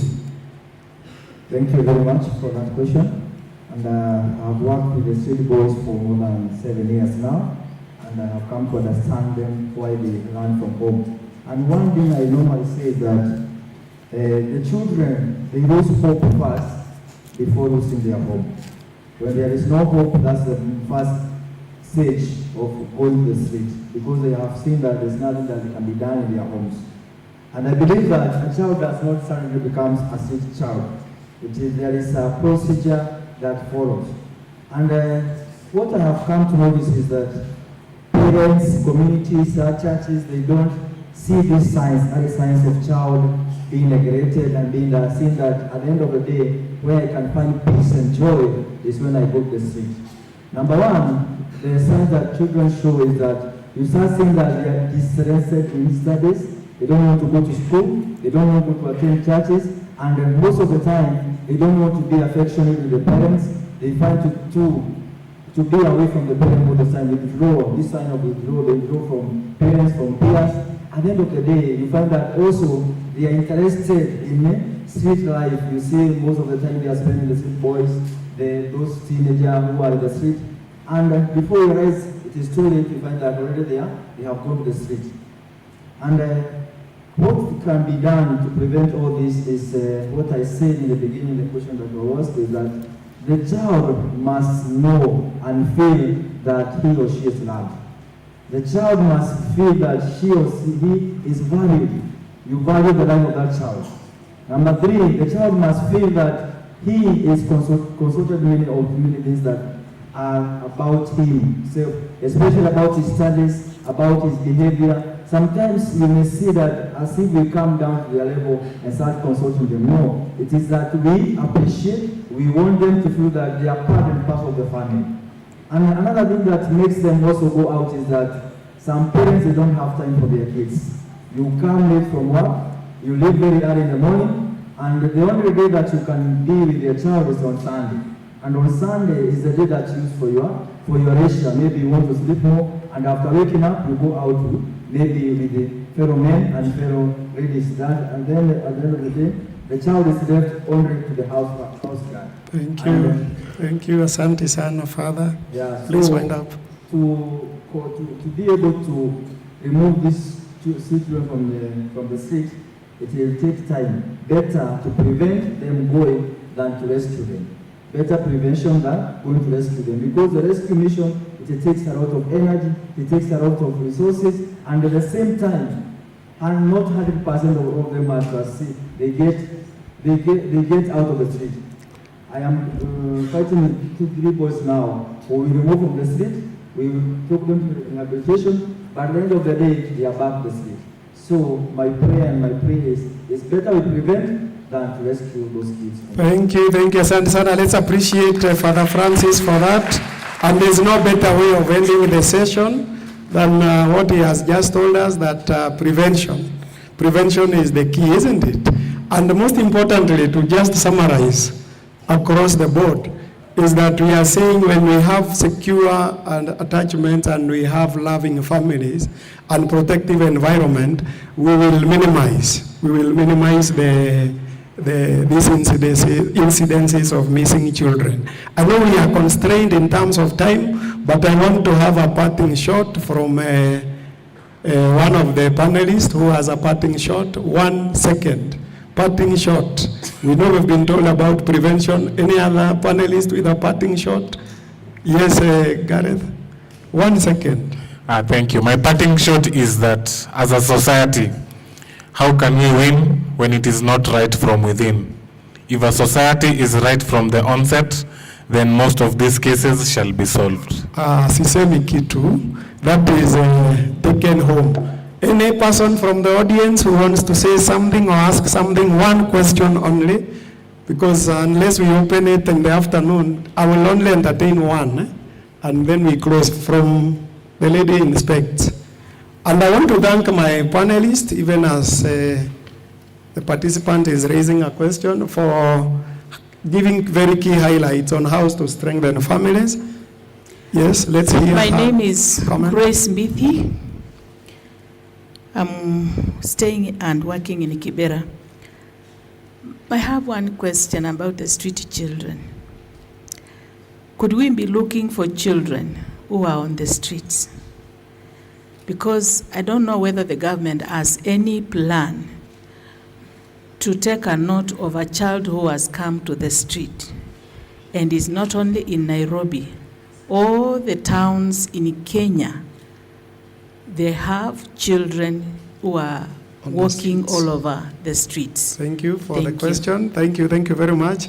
I want to throw that to Ruth, and as she answers that, we conclude. I know this is a bit emotive, and as I said, it is not about blame, and I know you have a lot of questions, but Esther will guide. Esther, do we do these questions after lunch? Yeah, we have lunch, and we would not love that we keep you here for long, because when the cabinet secretary comes in, then we'll not have a chance to take that lunch. So that will be our request, that we finalize with this, and then we go straight for lunch, take it in the shortest time possible, come back and proceed and finalize very fast. Thank you. Yeah, already a question has been posed about could we be having children on the streets whom we are saying are missing children? Give a very straight answer so that we finish. Thank you very much. We appreciate the presence of children on the streets where they are not supposed to be. But as a State Department for Children's Services, we have a fund, a semi-autonomous government agency called Street Families Rehabilitation Trust Fund. I'm sure you've heard it. They are working with civil society organizations and other agencies to ensure that children are withdrawn from the streets, rescued and taken to a place where they are resocialized and integrated back to the communities. And I know a lot of work has been done. We are not yet there. And we want to ask for the cooperation of each one of you so that when we put our hands together, we'll as much as possible get the children that are already on the streets. But again, going back to our discussion, prevention is better than responses to children on the streets. So let's make our families secure, make our children safe, so that they don't exit the families to the streets. Thank you. So let's clap for all of us. I want them to come here, we take a photo, and as they come here, let's all be upstanding. We appreciate the panel in a good way, and the photographer should be ready. As we stand, let's all stand up. Let's stand up. Let's stand up. I know this is one of the prayer for lunch. Panel that I would have given a lot of time, but we are constrained. So we will appreciate them by patting our backs, isn't it? There's a song that we sang with my brother here. Tunashika kiuno. Tunashika wapi? Kiuno tunaenda hivi, tunasema asante sana kwa kazi nzuri mliofanya. Asante. Unapeleka kama Mungu hivi. So all of us want to start. One on the left, right. Asante sana. Let's see. See.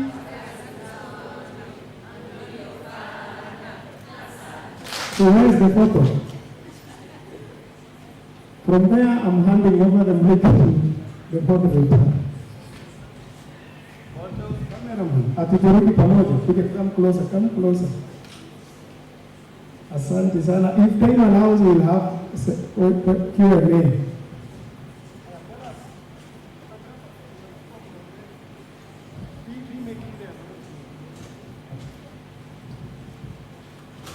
Thank you very much, Mr. Gitao, for that wonderful panel discussion and all the panelists. We are going after here, we are going for lunch, and we are going to have Father Francis pray for us. Let's not leave before the prayer. Patience, please. So, Father Francis, please. Yes. We pray in the name of the Father, the Son, and the Holy Spirit. God, our loving Father, we come before this afternoon. We pray for what is we have before us as we are going to partake it. We ask you to bless it for that it can nourish our souls and our body. We ask this through Christ our Lord. Thank you so much. We will be doing, let's try as much as possible to do 30 minutes, 40 minutes? Okay, 40 minutes. Thank you. So we will be here by 3 sharp. Thank you.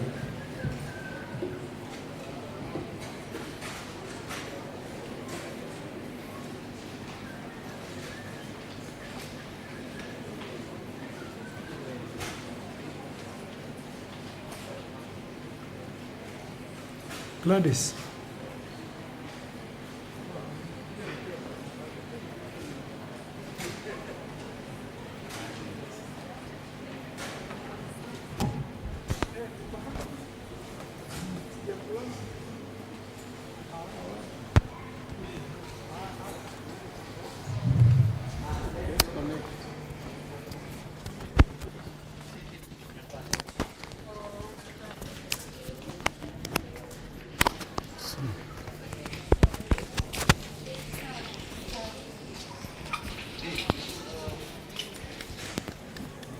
Hey, baridi yenye kwa hapa wewe.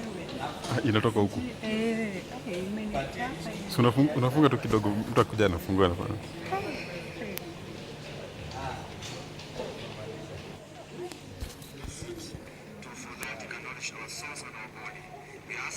Just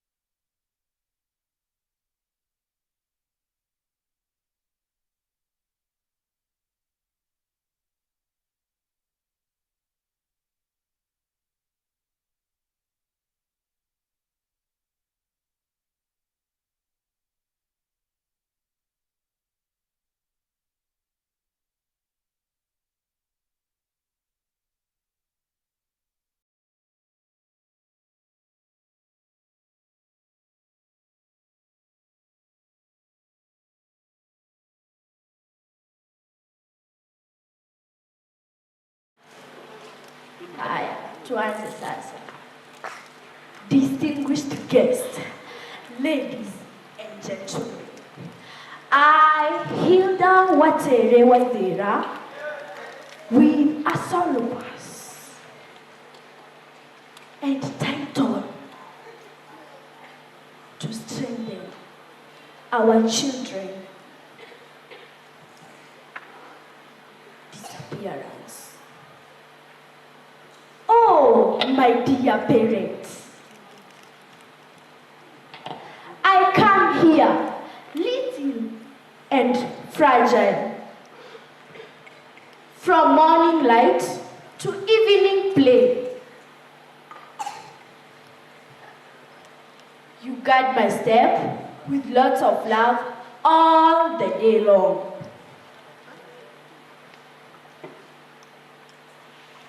With open doors and watchful pride.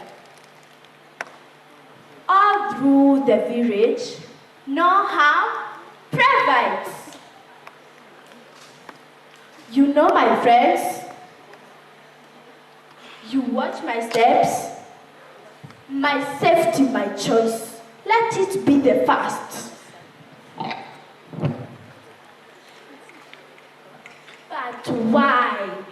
Why, my dear parents? Why do you turn your ears away when I need your assistance? But let us come together and protect our children. Teach me my name, your name, and your contact. You taught me to be vigilant. Say no to strangers. But when one approaches me, I should run, yell, and call for help. My dear parents, and the whole society, let us come together and protect our children. Thank you.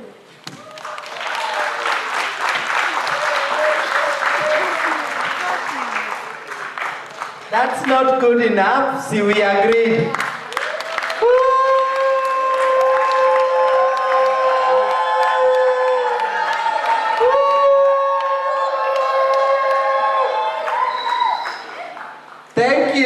Thank you. Hiyo ni kionjo. Kionjo. Sawa. We're just preparing to receive our guest of honor. Just a reminder again. Our guest of honor today is the Cabinet Secretary. I will not say her name because you're supposed to know your Cabinet Secretary, but she will say her name. And also the Principal Secretary, State Department for Children's Services, and also the Vice Chancellor of this university, although he is going to be represented, and several others who are with us here today. Say I. The ayes have it. Say again I. The ayes have it. Thank you very much.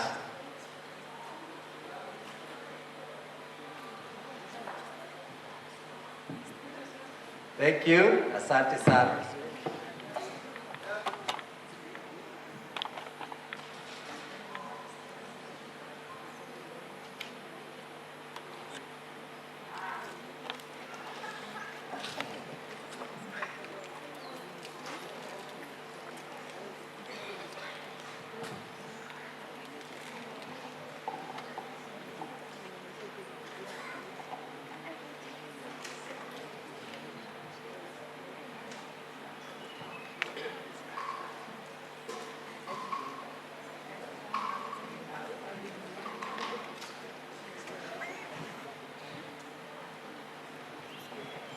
DJ.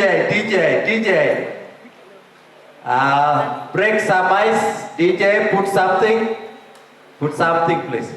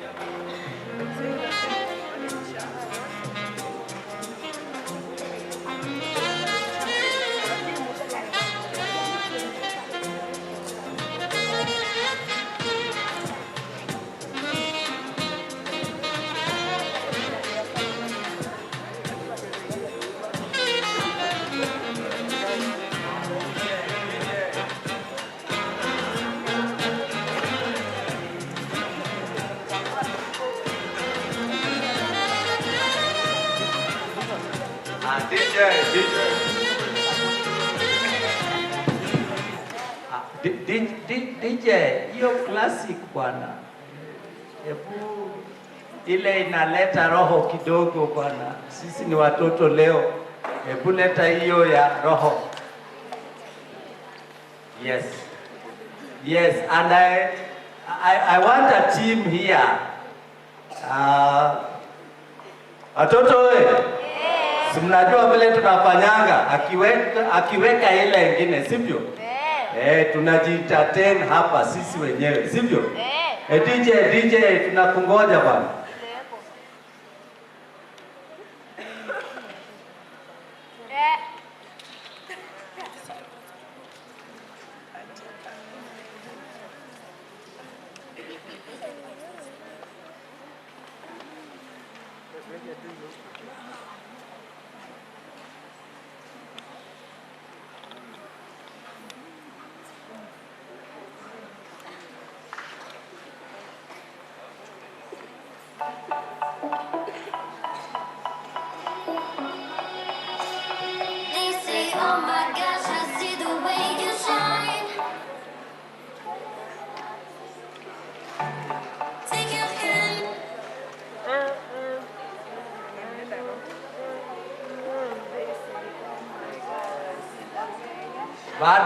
Bado DJ bwana. Ile inabamba bwana.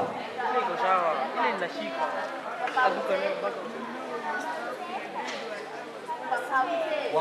Aweke nini?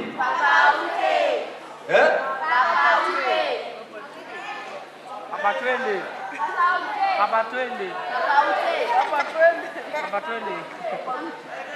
Papa Ote.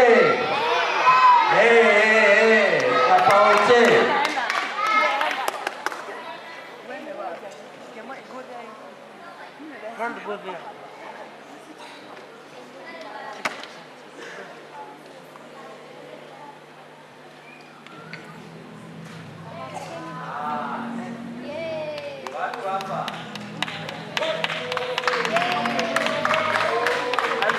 Anzia. Anza tena.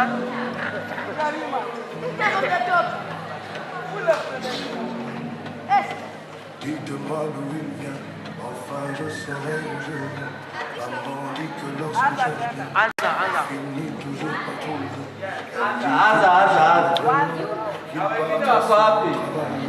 Maman dit travail, c'est bien, bien mieux qu'être mal accompagné. Pas vrai,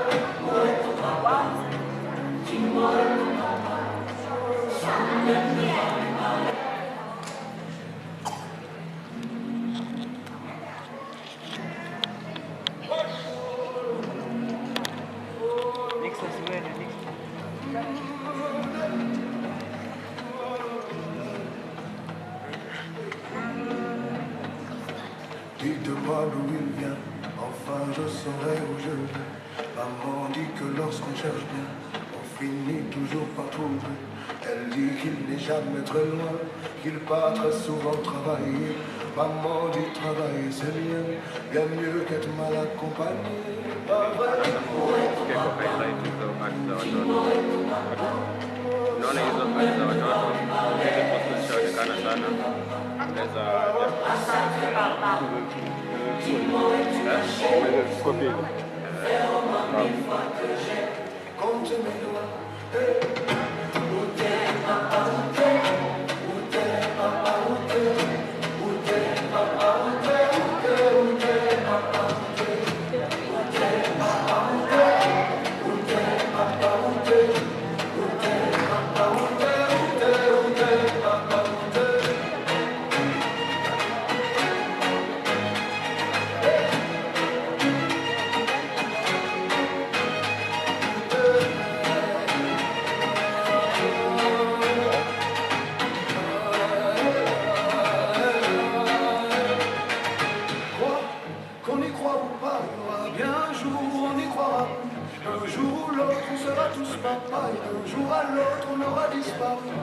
Serons-nous détestables?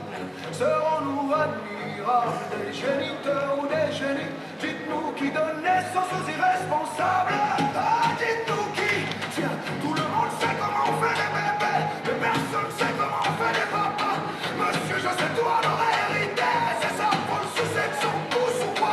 dites-nous où se cacher, ça doit faire au moins 1000 fois qu'on a bouffé nos doigts. Hey! Où t'es, papa, où t'es? Où t'es, papa, où t'es? Où t'es, papa, où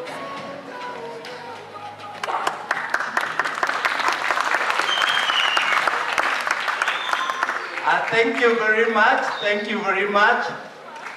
I want to request our DJ to put for us. Okay, no, thank you.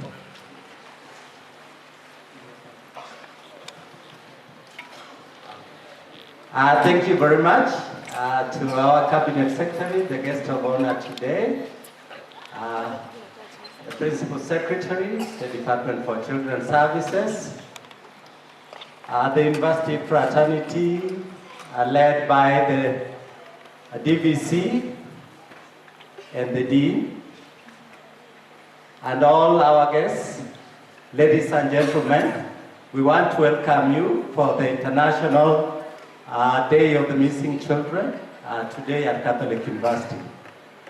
Without so much ado, we want to welcome the key speaker for today, Madame Beatrice, who is going actually to set for us the pace on the theme of the day, which is Beyond Child Disappearance, Strengthening Parental Care and Social Welfare Systems to Prevent Missing Children. Welcome, Madame Beatrice. Thank you very much.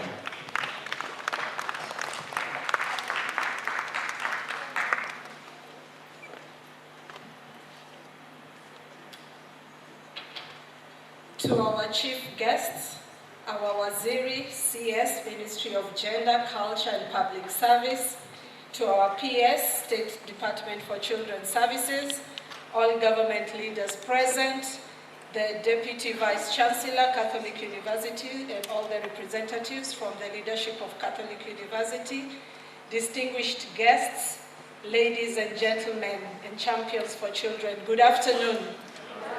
Good afternoon. Thank you very much. It's a wonderful day. Thank you, Waziri, for honoring us with your presence this day. It's a very important day where we commemorate the children who have been lost, the children who have been found, the families that are still seeking for their children, and all the social workers who have been fighting for the cause of finding missing children. My name is Beatrice Ogutu. I'm the Executive Director, Investing in Children and Their Societies. It's a non-profit that has been here for 30 years, creating safe and nurturing environments for our children. So today I want to just refresh us and recap on what we have all talked about in the morning. And it's a great day, but it's also a very sad day where we confront very uncomfortable truths that we are discussing today. Next slide, please. So today our theme is actually, before they go missing, we need to strengthen families, we need to protect them, we need to ensure that our communities are able to prevent the issue of missing children. And today in the morning, Madam Waziri, we have discussed a lot from the parents and caregivers, from the children themselves, from the social workers, from the State Department of Children. Everyone has been able to give their perspective on this issue.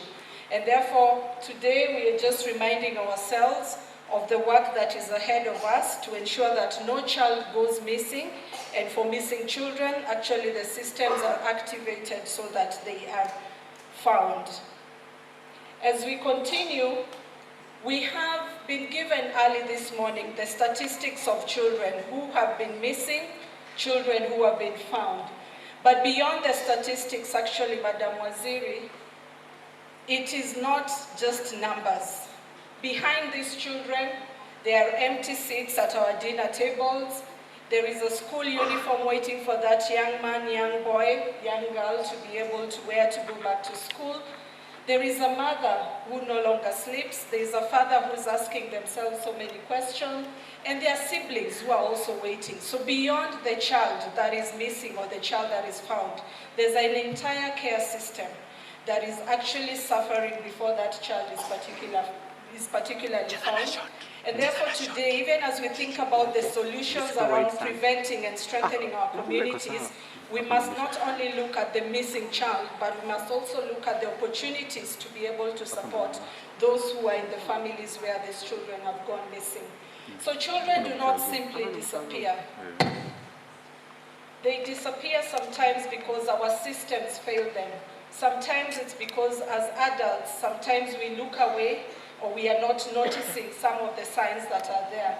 Sometimes community becomes silent. There were reflections in the morning where people were talking about sometimes the perpetrators are already known to us in those communities. In some communities, they even talked about in very harsh tones. So the silence within our communities is also failing us.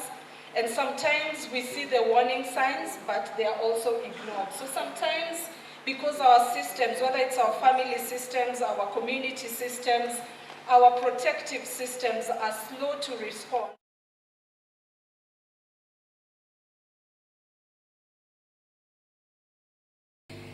We are asking ourselves, when does a child actually go missing? Is it the time that the report is filed at the police station? Is it when the child runs away? Is it when the online grooming starts? Because now the online environment is also one of those spaces where our children are groomed and they end up go missing. Or is it years earlier? So for us and for the people in the sector, a missing child actually begins the first time the child starts signaling and nobody is able to respond, whether it is at home, in the community, in the school, even in the spaces where we are, like here. So even if we look at the room today, we have a majority of children, and I really want to commend the State Department for Children's Services for ensuring that for every group of children, there is a trained chaperone who's taking care of them, who's monitoring their movements, because it is spaces like this that sometimes the perpetrators take advantage to be able to lure children into different acts. So before they actually go missing, there are a number of danger signs that come to our attention. So it is very important when we are talking about preventing children from missing to be able to know the danger signs. We are very glad that the ministry has now the National Positive Parenting Program, which is actually meant to equip parents and caregivers with the knowledge around safety and how they can translate that knowledge and support and educate their children on how to keep themselves safe. Sometimes there is emotional withdrawal and ignored trauma. There was a panel just before lunch that was talking about parents being absent. So sometimes we might not be able to notice even the signs that are in front of us to be able to see how we can arrest before it escalates. On the online platform, there's a lot of grooming that is happening. The statistics are there. And one of the most uncomfortable truths for us is sometimes children do not run to danger. They actually run away from danger. Why am I saying that? Some family situations, whether it is abuse, neglect, exploitation, can actually make children run away from their homes. The previous panel, there was a father who works together with street-connected families. And one of the issues that came about is that some of the children who go to the streets, it's because of their family situation. There is statistics from our reports, from our child information management systems that indicate how many children are lost in our country each and every year. But I think we all want to agree that beyond these numbers, there are many, many more, because many cases go unreported for various number of reasons. And some of these cases are only the ones that get into the system, but many, many more do not get into the system itself. Next slide. So many children also do not end up being counted for various reasons. And some of the reasons is because some families face stigma. They don't know where to report, what to report, and therefore those children are missing, but they are not in our databases. Some communities distrust authorities, be they right from the village level up to the national level. There are some cases that will still end up not being reported, and there are many invisible spaces in our country that sometimes we are not able to monitor if children are getting lost. And some of these spaces include informal settlements, refugee settings from the streets, domestic labor, online exploitation. Sometimes we ask ourselves, for street-connected children, for example, because we don't have a database of them, when they go missing, How will we ever know?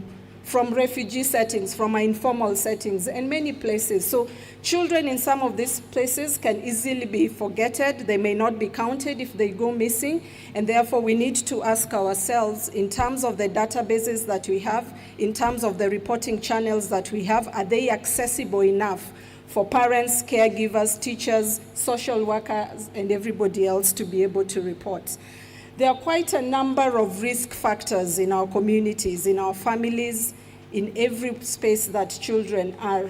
Most traffickers and predators actually exploit the desperation, the hunger, the unemployment, the family instability, the lack of emotional validation and distress to be able to get to children. So they exploit that, and they are able to lure children by offering fake jobs, promises of education, emotional validation, affection, money, secrecy, and many things. So there's an element of how the perpetrators exploit the vulnerability that children have, but in exchange, they also offer promises that, of course, are never meant to be kept, and the continuum of harm continues within the children. In the digital spaces, there are quite a number of challenges that also go on there. So nowadays, when we are looking at ensuring our community systems are safe, they are stable, they are secure, more and more there is been work around the digital spaces to just ensure that in that space, as children leverage on technology to learn, sometimes for recreation, then we are able to also arrest early enough before it happens. So danger no longer comes through our family doors, not our estates, not our schools. Sometimes it enters through our smartphones and all the gadgets and all the spaces that we are in the digital spaces. So traffickers or predators in general do not create vulnerability. They actually exploit it to be able to get to our children.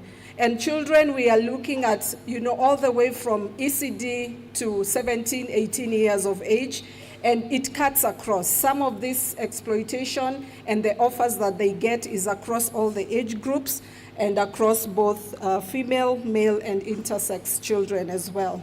Next slide. So the uncomfortable truth that sometimes we have to contend with, and that is why we applaud the State Department for Children's Services for rolling out the parenting program, is that some children actually run away from their homes because home is a dangerous place. So parents, caregivers who take care of children, including our house managers, need to be supported. The awareness needs to be raised. And that is why we are championing for the State Department to even have more social workers, to even have more children officers, so that they can reach as many parents as possible, so that issues of abuse, neglect, exploitation at home are addressed early enough before they actually escalate to cases of children missing. And sometimes running away from danger, they also get themselves in other situations that we have talked about already. So for us, the parents and caregiver support is about prevention. The National Positive Parenting Program puts us in a very good place to raise awareness through the government infrastructure, to raise awareness through social workers that are there from civil society organizations and from our faith communities, so that parents are able to be supported to talk about safety issues with their children. Next slide. There is what we call in this space selective empathy. There are cases of children when they get lost, they get media attention, they get faster support. Cases are also investigated very quickly.